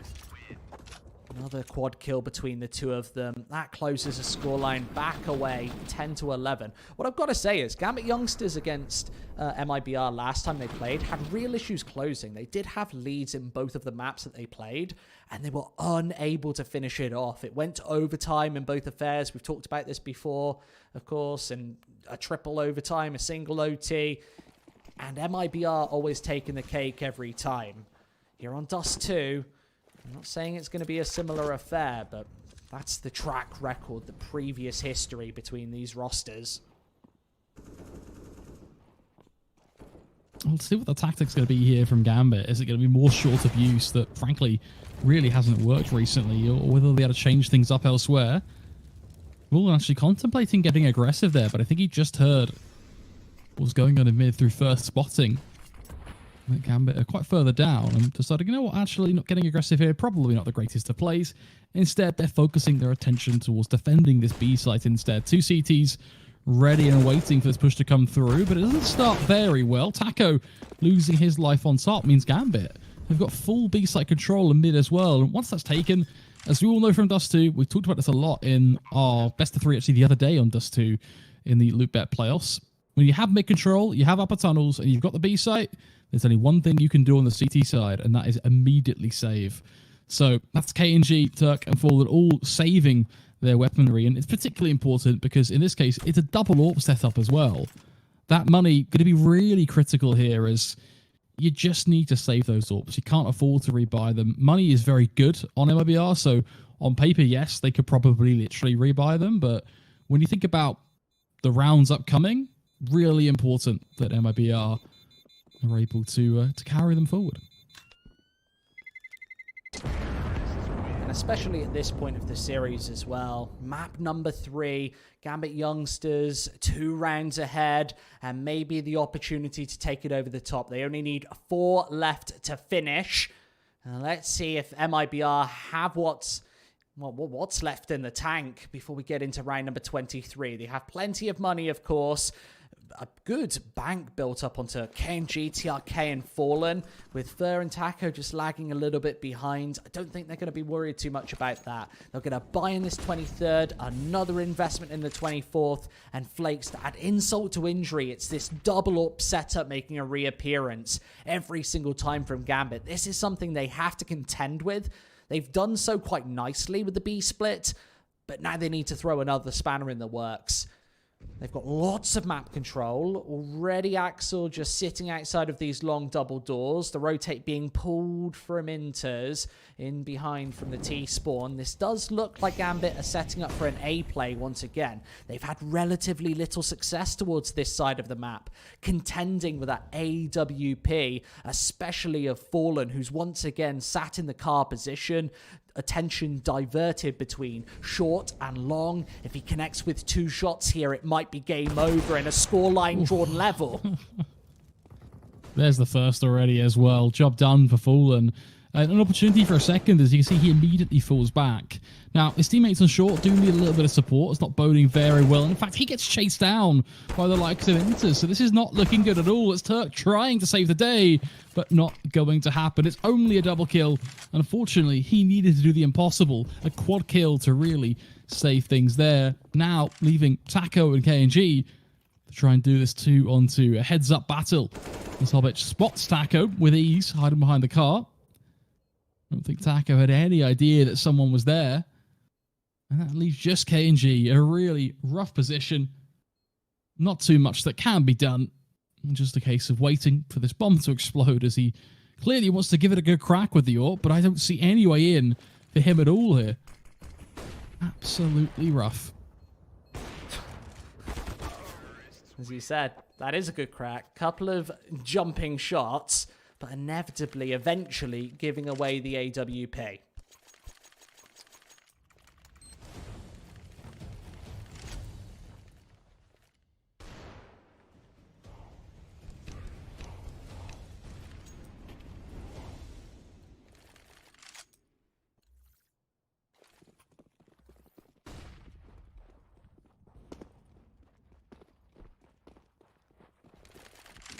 (13-10). And these rounds really do matter for MiBR. The economy finally in a shaky state. Only TRK with over 4k. And Fallen That's a nice angle to take the first. There's no anti-flash from Gambit Youngsters to take that lower tons control. You always need a flashbang in that position before you go for the peak. You're always risking, you're rolling the dice that an AWP isn't holding upon short, that Fallen's not going to hit that shot. And as I've said many times, he's starting to feel a lot more confident here in this series. He seems to be hitting the majority of these opening picks with the AWP. And here, Gambit Youngsters, they're on the back foot in this 24th. How are they going to respond? Perhaps towards short once again? I'd really want to see them prioritize a B split. It seems to be far more successful than this A take, despite them actually finding those kills. But that was with all 5 players, Flakes, taking long control, hitting all of those shots, taking Fallen out of the equation early. And it certainly does look like they will be prioritizing B once again. And MiBR, they should be aware of this as the smokes go down.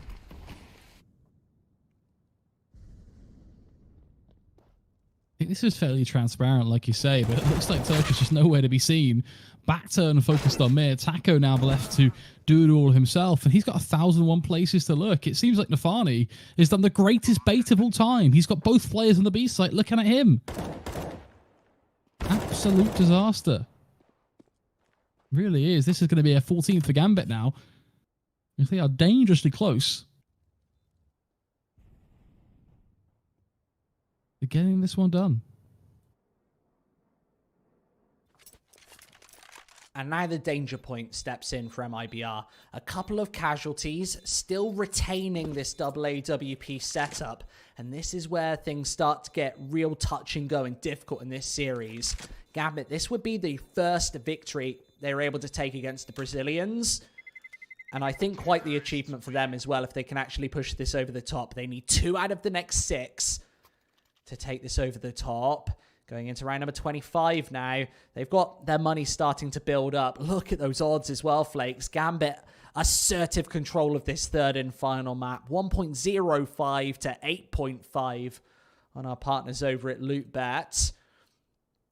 And let's see what MiBR have left in the tank here going into round number 25. The double AWP setup. Unfortunately there, it's a lack of mid control once again, really punishing the Brazilians. They don't have the AWP in play, and not connecting with the shots in that isolated B site really does play to MiBR's detriment. You need to nail those frags, and realistically, the utility usage from Gambit is perfect, and they're going back for the seconds.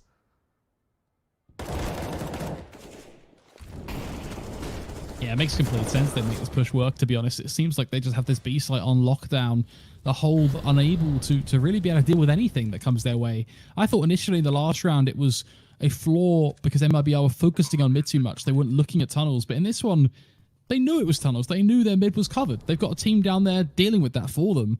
And even then, the site was completely crushed. This has been just a B site hold that simply hasn't done its job. They haven't been able to anchor onto that site. And as a result, Gambit now going to get themselves a simple 15th. They really are. And I love this prompt from Axel, just a flank to take away both of those rifles. And TRK can't hold up to the fight either. The buy is going to be janky going into round number 26, Flakes. MiBR, I can only assume, take a tactical pause before getting into these final 5. They need all of them to stay in this series and force up overtime for the first time in this series against Gambit Youngsters. I almost cannot see it happening. They have to pull it back without the double AWP setup, and in fact, with 2 Fauces in play. KNG and M4A4. And Taco, what's he got to play with? I think there might be another rifle on the floor. Is it an SMG? I can't really see. His knee is in the way, Flakes. His knee's in the way. He's got big knees. Look at those little knee pads.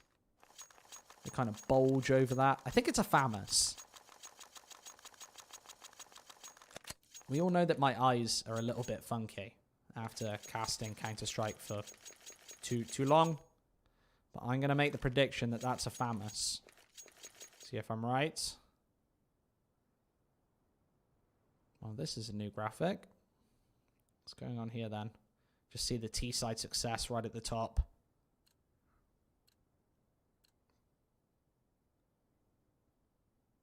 Is it a FAMAS, Flakes?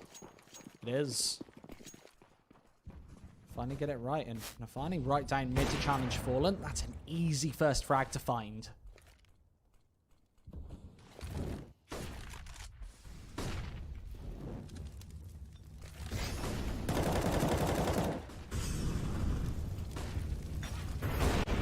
Picks coming in across the board, but it will be MiBR at least for now to plug the holes of this B site. 2-on-4. Shiro, probably the player I'd want in this scenario to plant the bomb and actually focus on holding the site. You couldn't really ask for a better duo here, to be honest. Shiro and Hobbit both going to try and hold on. A retake that MiBR now have to make work.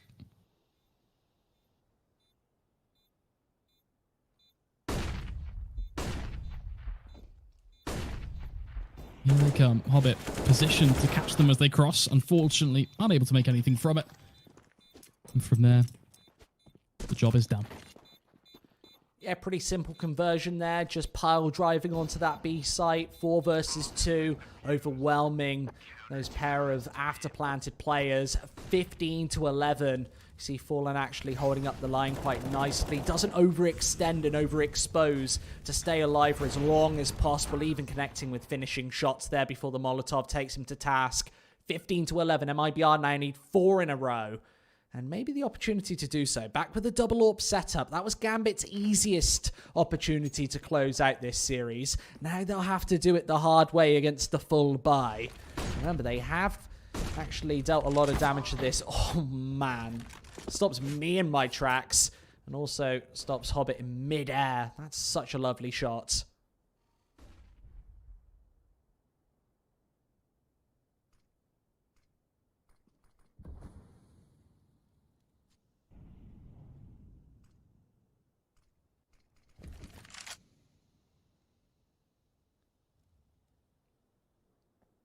I like this from Gambit now, trying to change things up, use the jump boost on short just to clear off any aggression that might be coming through from MiBR, and again now going for another jump boost to try and get that cross onto the site, spotting the first rifle. The jump boost pays dividends as Fur falls. From there, they're ideally looking to get that bomb planted for sure, ASAP. Digits tapped in, MiBR even on numbers. The nades do a hell of a lot of damage, as Gambit youngsters need to fall into better afterplant positions, and MiBR held at an arm's length before this retake.